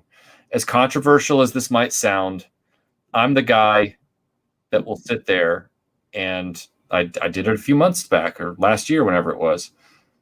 Everybody was upset about Robert Pattinson as Batman. And I said, guys, I don't have a judgment call on that yet. What I have a judgment call on is who the hell's writing it? Who the hell's directing it? Who are those jokers? We need to know who they are. You know what I'm saying? Like, it's not good either. It's Matthew Reeves. Right, exactly. It's like if I see names like, Damon Lindelof or Alex Kurtzman or Reeves Robert. Is one of those guys, by the way. He's a Jar Jar Abrams acolyte. Good. Oh, well, we'll see. Then it's dead on arrival. It's dead on arrival. So.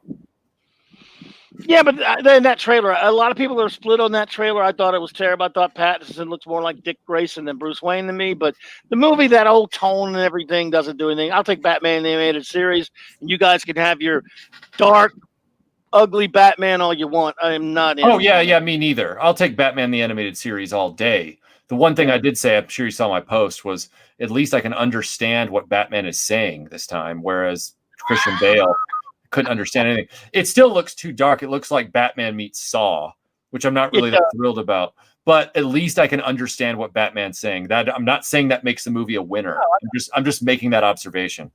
Sure. No, I got you. I got you totally, man. Yeah. Yeah, it's not my bag though. But then again, I'm not saying it's bad. I'm just saying it doesn't really interest me all that much. Right. Right. So, I guess the only thing I can conclude with is we talked about reactions to the big reveal. I'll just say this: mine in 1980, when I first saw the film in the theater, you know what my reaction was to the father reveal? What's that? You've seen it. It's been filmed. It was Luke's reaction. Oh. And I didn't know what the line was going to be. I was almost saying the same things Luke was saying. That's not true. That's impossible. I was mad. I was pissed off. And I was like, that is bullshit. And by the time he gets to the Falcon and he reaches Luke telepathically and Luke says, Father, I started to believe it. And I was like, oh my God. Oh my. I was messed up.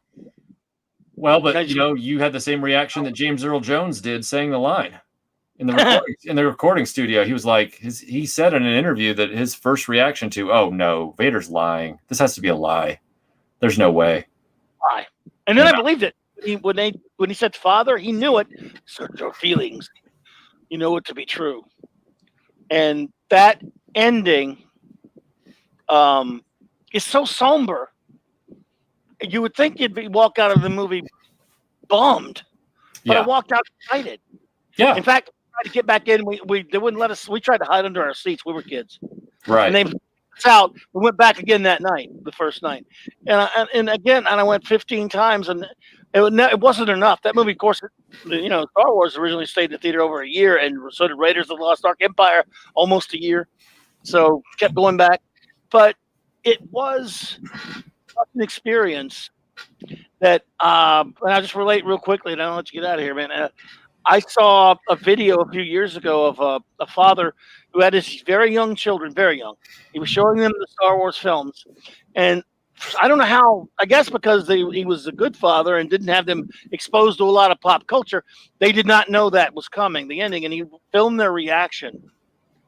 And it's the cutest thing you've ever seen. They're like, their mouths are gaping. I mean, these kids couldn't have been 8, 9, 6, 7, whatever, and they were so shocked by it. I'm like, precious, right there. To that surprise is amazing. It's wonderful, and that's what that wonderful film. I just wanted to cap off with that. My favorite all-time film, easily the best Star Wars will ever be on film. But I love the first one as well. Yeah, and. Anything? Do you have anything to finish up with? Because I've kept it so long. I love the first one. I don't have hate in my heart for the third one, but it is compromised. And the Empire Strikes Back is the ultimate expression. It is the one fully realized expression of the Star Wars universe. And everything else really has been trying to cop it, and they haven't been able by any close margin to do so. Empire Strikes Back is the one fully realized Star Wars film. And it's the one that we still look to when we think about the Star Wars universe and what it means to us. Well, couldn't be said better, man. I appreciate that. Raquel Biggs, thank you so much for being here. I'm honored that you popped in. I love your tweets and everything that you tweet, everything. And we've had a little contact on Twitter, and I know you're a fellow Doomcock fan and things like that. I've seen you in the chat over there. So I'm honored to have you here for the first time. I hope you'll stop back in. Love to talk to you about Star Trek one night.